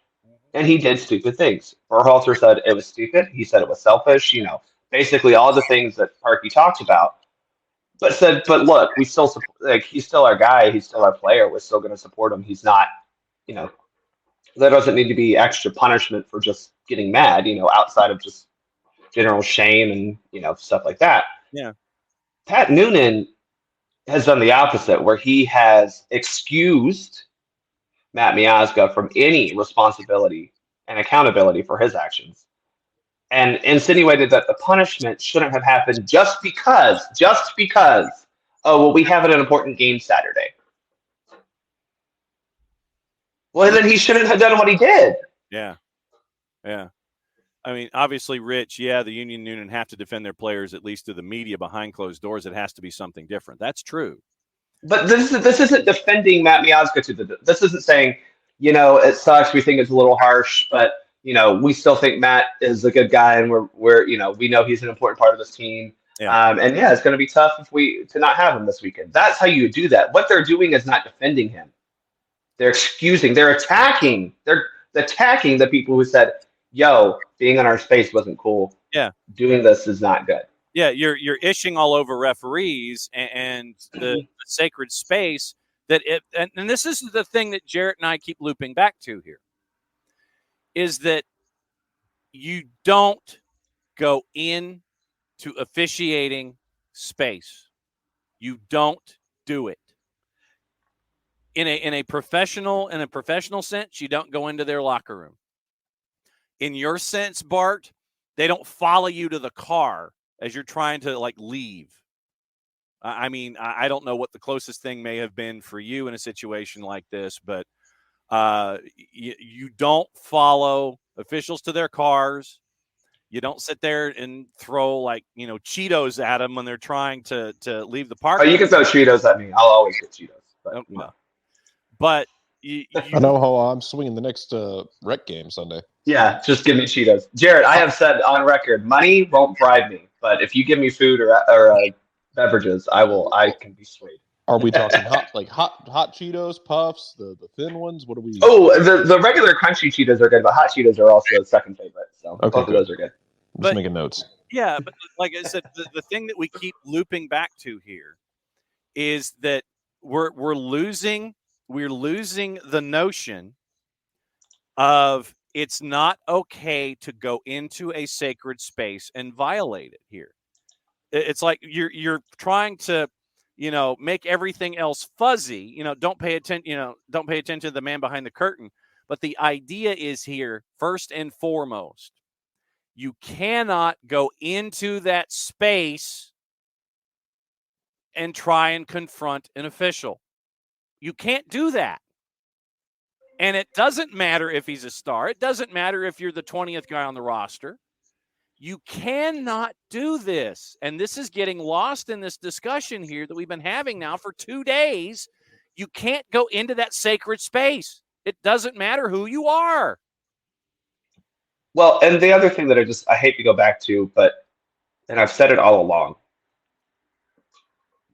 I just don't think Matt Miazga knows better. I'm sorry. The man has been this way for his entire professional career, which is 10 years long. You can't tell me this man knows better when he just continually does stupid things all up and down the field that don't have to do with actually playing soccer. Yeah. Hutch asks, the next guy who does it gets how many games suspension? Well, I mean, at least I think the standard's been set, right? We know it's 3 games. But, you remember that Clint Dempsey is still suspended from U.S. soccer or U.S. Open Cup play, And Guatemala Blanco, too. Yeah. So, yeah, he is. And who's now he's mayor of a city, so clearly this doesn't affect you in the long run. For what it's worth, I think Leandro Gonzalez Perez is also still suspended for a game because he got a red card in the U.S. Open Cup final. I don't think he ever played in the U.S. Open Cup game after that. Oh yes, he did. Okay. So see, and again, it doesn't affect you long term. This is talking about soccer. This is that's what I don't get. This is not saying Matt Miazga has to go in jail for 3 nights. No. It's just soccer, man. So, but the thing is that everybody is trying to sit there and dance around the base issue here.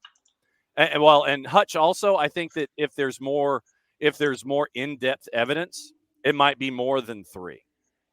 So I think 3 is a baseline. So we now know that if you enter sacred space, it's 3 or more, depending on the level of evidence and the preponderance of such. But if you say something that you're not supposed to say in a press conference, it's 6. So now at least we have baselines when it comes to what you're not supposed to say at press conferences and what you're never supposed to do in any kind of a soccer environment whatsoever. But once again, to be fair, that's a manager intimating Godfather level activities. Yes, So that's that's where we are here. But we cannot sit here and condemn Matt Miazga and then be like, sir, no. Vanni Sartini was he was just having a good time. Yeah. Well, and that's yeah. unfair. I mean, that brings up the other thing that I think needs to kind of be addressed is they had to do both of these investigations, if you will. Zartini's was not an investigation. He said the damn thing. But the PRSA, Pro, and MLS were dealing with both of these incidents of referee abuse at the same time. Mm-hmm. And so, sorry that Matt Miazga, the man who has 27 yellow cards for not committing fouls or whatever the record is this year, is also slightly, I mean, I don't think it's being made an example of, but he's not getting any benefit here, because you could even argue okay, there was a misunderstanding of why he was in there. Maybe Matt Miazga thought, I'll bring them some pizza and say, hey, y'all, I'm sorry, I was being an idiot. Or some It's fries. very possible. Or some fries with a bunch of ketchup. Or fries or whatever. Again, we're getting into the point of okay, so what was the food? That doesn't matter. That's not a material falsehood. Nope.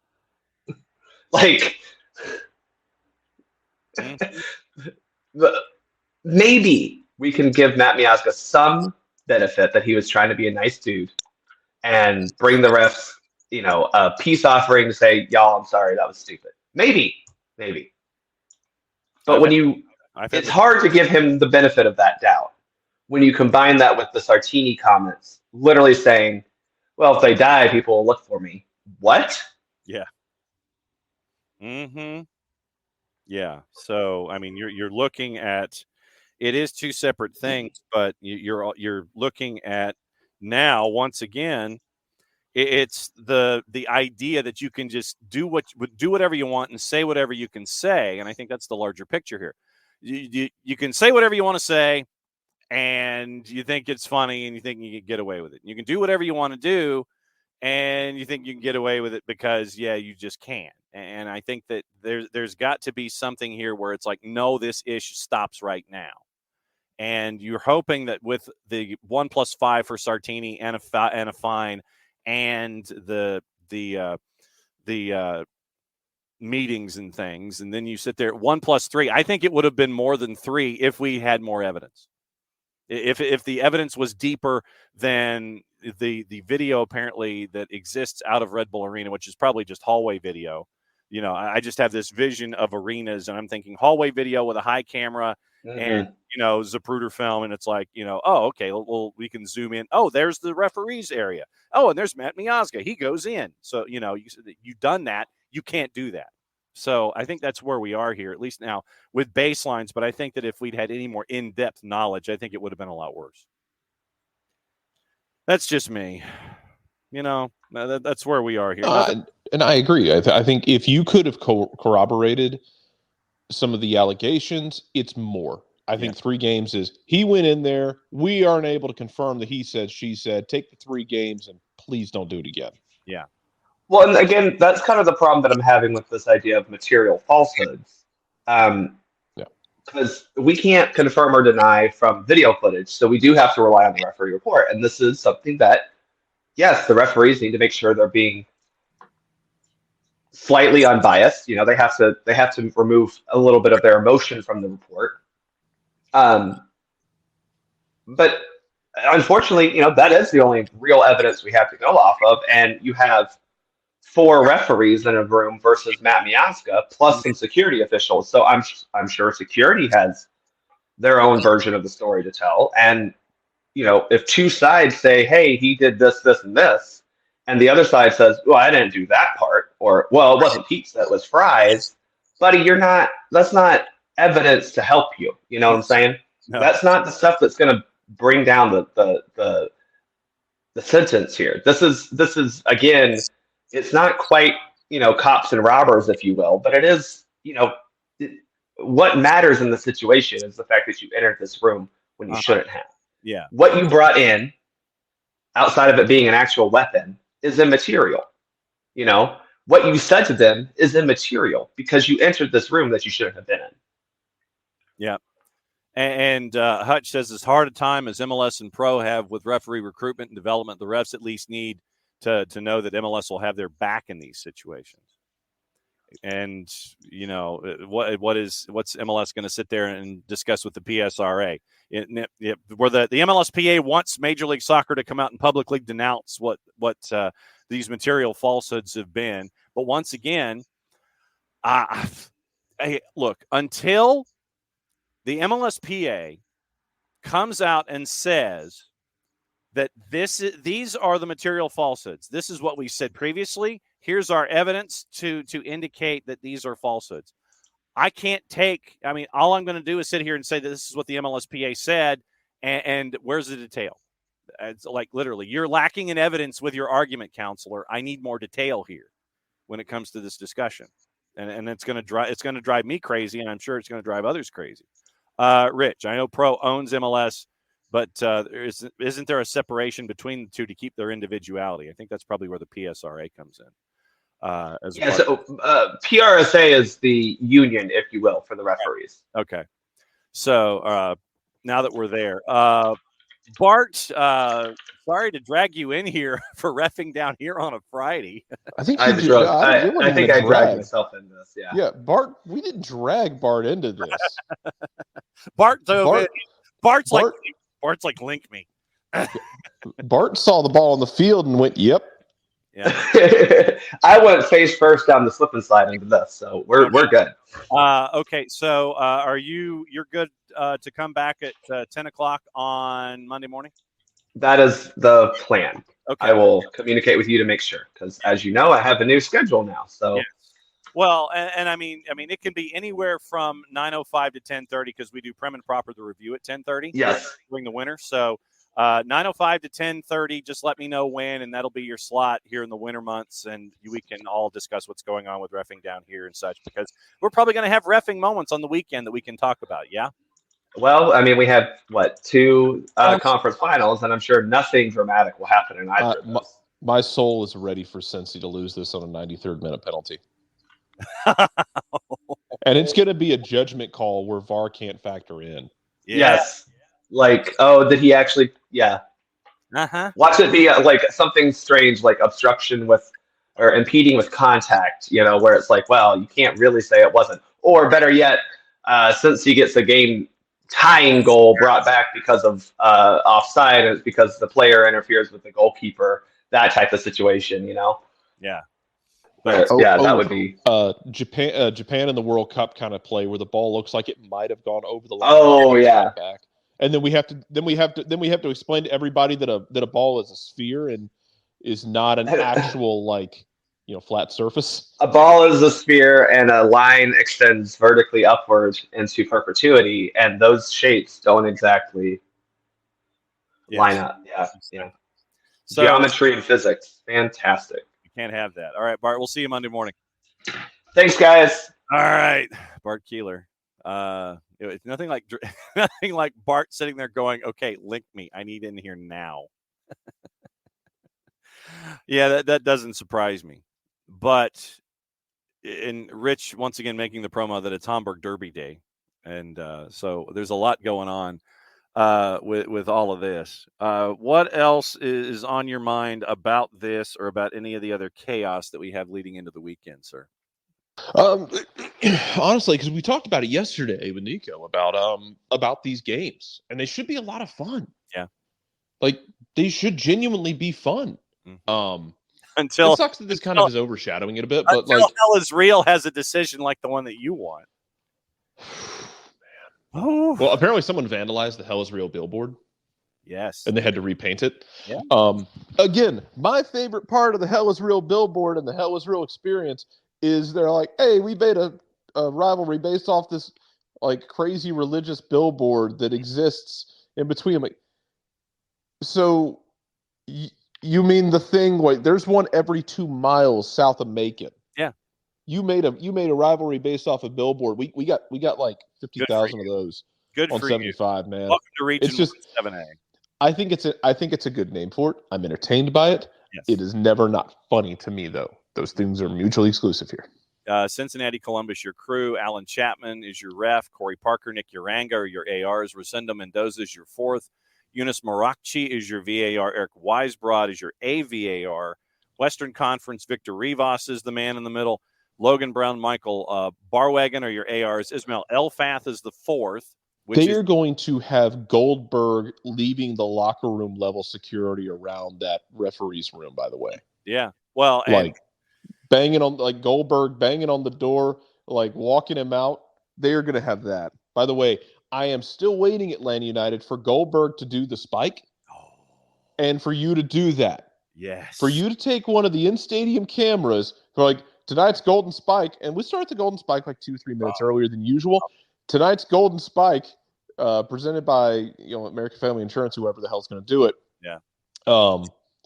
And you don't say the name. You just ready camera two, and the camera 2 pops up on a door underneath the stadium, and you see the pop, pop, pop of the fist on it, and the door gets kicked open by Bill Goldberg, and then you follow him and the security out to the platform where he hammers the spike. You don't have to pay me for this idea, Atlanta United. I'm begging you to do it, though. Oh, that'd be epic. Oh, that'd be amazing. Just like the second the door kicks open, the music kicks on. Yes. See, and you've got to do it for the right game too. What game are you picking here? Philly? No. Purple team?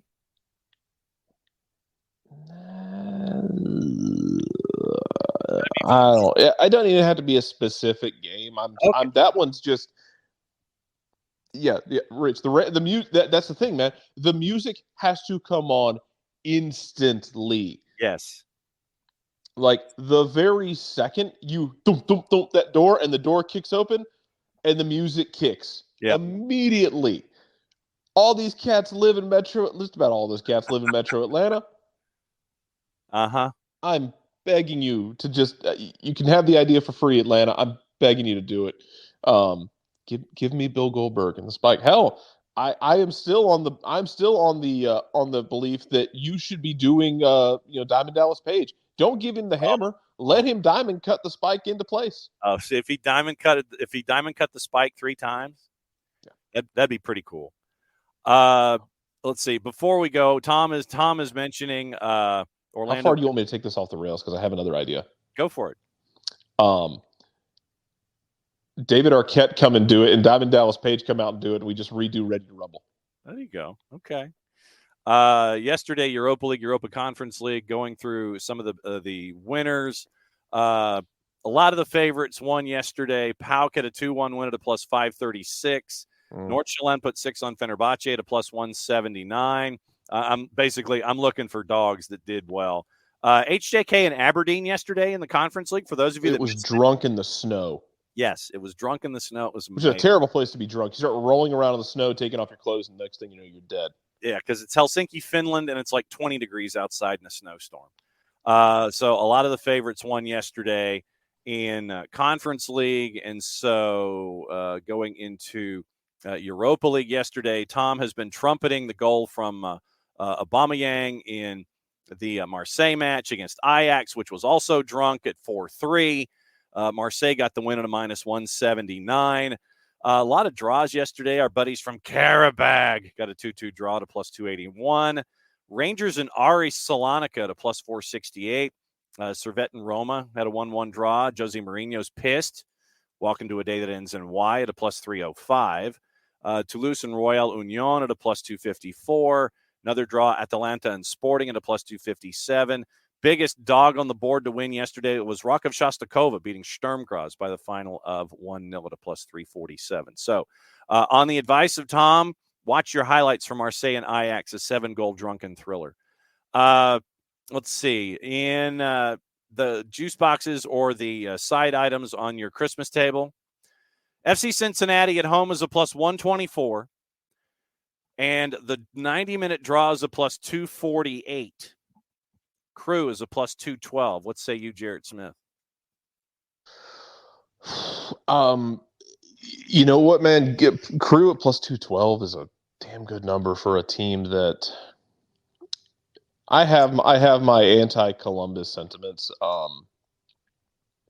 Mostly because, like, when the Crew, okay, for those of you of an SEC persuasion, when the Crew lose, never forget that is in the same city as a certain state university that happens to reside in Ohio that has named their mascot after a poisonous nut on a tree. Yes.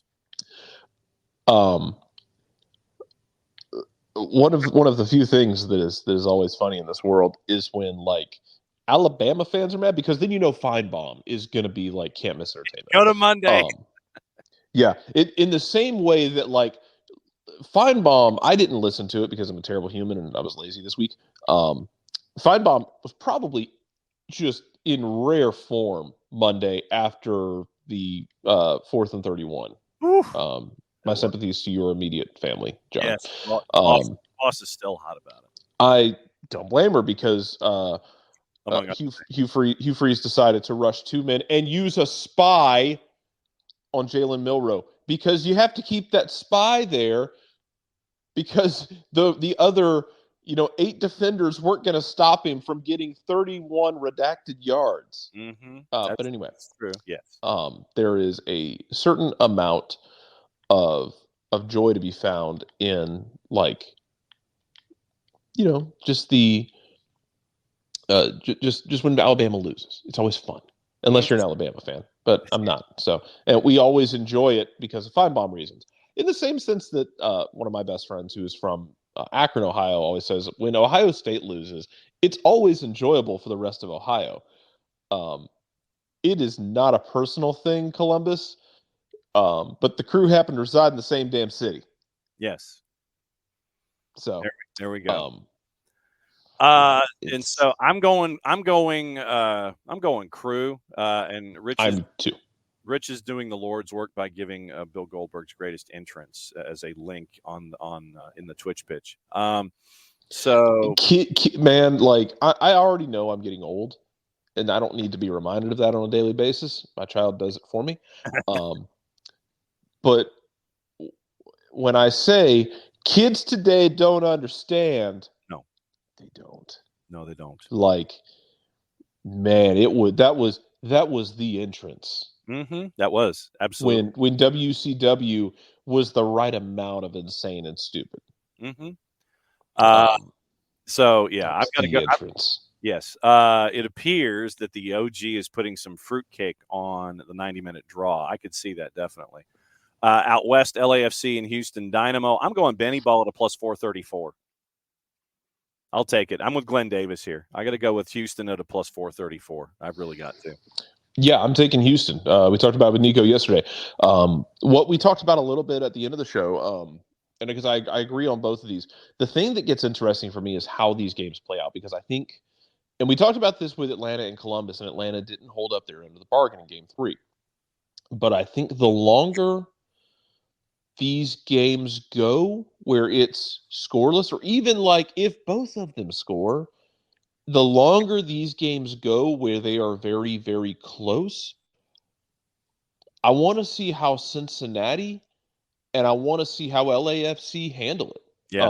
We talked about it with Nico. Look, this is a different LAFC team than what Bob Bradley had built back in the day. No doubt. They function differently. They're more pragmatic. They're kind of more assholes than they were in the past too. Yeah.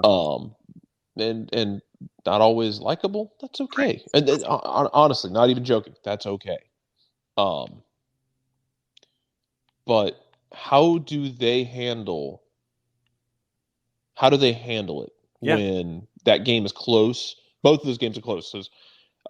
Because we know that Cincinnati has the firepower. We know Columbus has the firepower. Mm-hmm. Houston has Houston has that dog in them, Mm-hmm. in their very soul. How do they all handle it? Mm-hmm. And OG's putting Divinity Candy on Houston at that plus 434. A couple of transactions before we go. We forgot to mention that Tom Barlow is heading from, apparently, allegedly, possibly, probably, from Red Bulls to He is. for like $400,000 in AM. Somebody in New York gets a contract extension in the front office for pulling that one off. Also, Chicago, I need to know what you're doing. Yeah. I need to know. I need you to explain yourself. Yeah. I need you to explain everything about yourself right now. Stand on because this line and explain yourself. man, I don't know what they're doing. They're keeping the wrong people under contract in the front office, maybe. Maybe. I'm genuinely perplexed about whatever the hell it is they're doing. I have no clue. And apparently Nashville has also agreed to acquire Drew Yearwood in a trade with Red Bulls. Obviously, the trade's been agreed to, but you can't process it until the 11th. Yearwood originally signed from Brentford as a young DP, 99 apps, and his team got one. So you've got Yearwood on the board, and also apparently Donovan Pines is out of contract and a free agent out of DC. Come on down, Donovan. Mm-hmm. Big physical center back who was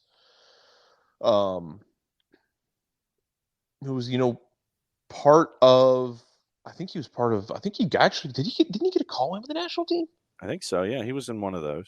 I mean, big, physically gifted center back. Hey man, pull through. Mm-hmm. DC has also mentioned the other folks that are out of contract, et cetera. And one of them is Yamil Assad.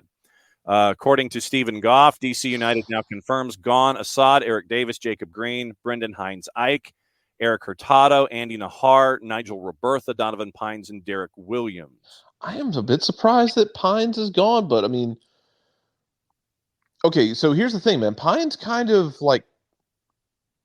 stagnated in his development. Because it's one of those things where like all of the tools are there and then some. Yeah. For Donovan Pines. But it really does feel like it really does feel like he kind of he stalled out in his development. Yep. Here's the question though that I ask you. Mm-hmm. Is that on him? Yeah. Or is that on the system? On the combination of Rooney and not even to say that Rooney's a bad coach, but it's been a rotating door of coaches. The man had we talk about this in American football with hey, so and so hasn't developed. Well, he's had 5 offensive coordinators in 5 seasons. Yeah. Yeah. At what point do we sit there and say, hey, maybe if that person had some consistency in their life, they might have actually done something more. Yep. Red Bull's decisions exercised options on Cam Harper, Drew Yearwood. Obviously, we mentioned what's up with Yearwood, Wiki Carmona, and Barlow. Declined options on Nosita and Dom, Reed, and Serwada. Exercised the transfer option on Kyle Duncan. So basically, they've re-signed Kyle Duncan after letting him go on a free. I have questions about you, Red Bulls. You're paying money to exercise a transfer option on Kyle Duncan after you let him go for nothing in the first place. Rich, this is your forte, man. You have everyone has the floor to make fun of Red Bulls over this one because they let a guy go and then they decided, you know what? Actually, we're going to keep him. Yeah. Fernandez out of contract, Cabezas loan expiring in USL Championship. The Charleston Battery have announced their initial update for 24. 3 players under contract, options exercised on Fidel Barajas, who's going to get them a payday at some point. Robbie Crawford, Kuzemka, Markanich, Muse, Palma, and Rodriguez. Options declined on Andrew Booth, A.J. Patterson, Jesse Randall, Pierre Reedy. Mutual contract termination with Declan Wynn. Free agency, Aiden Apodaca, Leland Archer, who could come in handy for somebody, and Buana, A.J. Cochran, who I believe announced his retirement, Derek Dotson, Joe Schmidt, Mark Segbers, and Augie Williams. Beto Avila returns to Houston Dynamo after his loan spell is complete in Charleston. So interesting names out of the Batteries rundown for their early run at 24.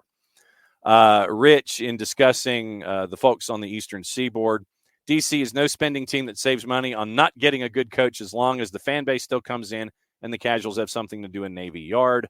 Red Bulls is at least admitting they kind of sort of want to do a rebuild and spend money. So we'll see what happens there. So that's your early stuff on the weekend. I know that we've got Prem and Proper is going to be released in a little while. We're going to hear from some of the coaches. We hear from Maddie. We hear from Drew for the 3D. So that'll be up and running. And God knows if something happens this weekend, we'll probably talk about it then too. So next week might be a little goofy when it comes to start times and things like that because of preparations for the high school championships. They're coming up in a week and a half on the 11th. We'll probably do power hours 11th, 12th, and 13th when the trade window opens before I have to race off to Mercedes-Benz Stadium. So next 2 weeks will be interesting, but we will try to stick to our 905s as best we can because next week we've got Bart and Prem and Proper, the review on Monday in the show. Kevin Egan, Glenn Davis on Tuesday, 9:30 and 10 o'clock. Kevin Egan and Glenn Davis. That'll be fun. And we've also got some other folks that are going to be doing 1v1s with us. Remember, reminder, we're reissuing the Soccer City scarf. We're reissuing that to help out our friends in the Marshall Islands. Step one of a two-step process. So once again, 25 and 5. Let us know about if you want one, and we will effort them to you, or the Abstermobile will drop them by. Jarrett, what else is on your mind before we go? Honestly, not much. We are kind of in that mode now of everybody get ready. It's gonna be done. Yeah, absolutely it is. So since you're over there, go ahead and send us home for the second day in a row. Mucha platico. What he said. So we'll be back at it again Monday morning. We'll chase after what happened this weekend. We'll know MLS Cup. We'll know a bunch of other things too. Maybe. If folks want to put modifiers and actually present evidence. So for Jarrett, for Bart, for Nick, for Jason, for everybody that's been here all week long, I'm just John. Mucha platiel, play it safe. It's the end of the show. That means we get to do this. We'll see you again Monday.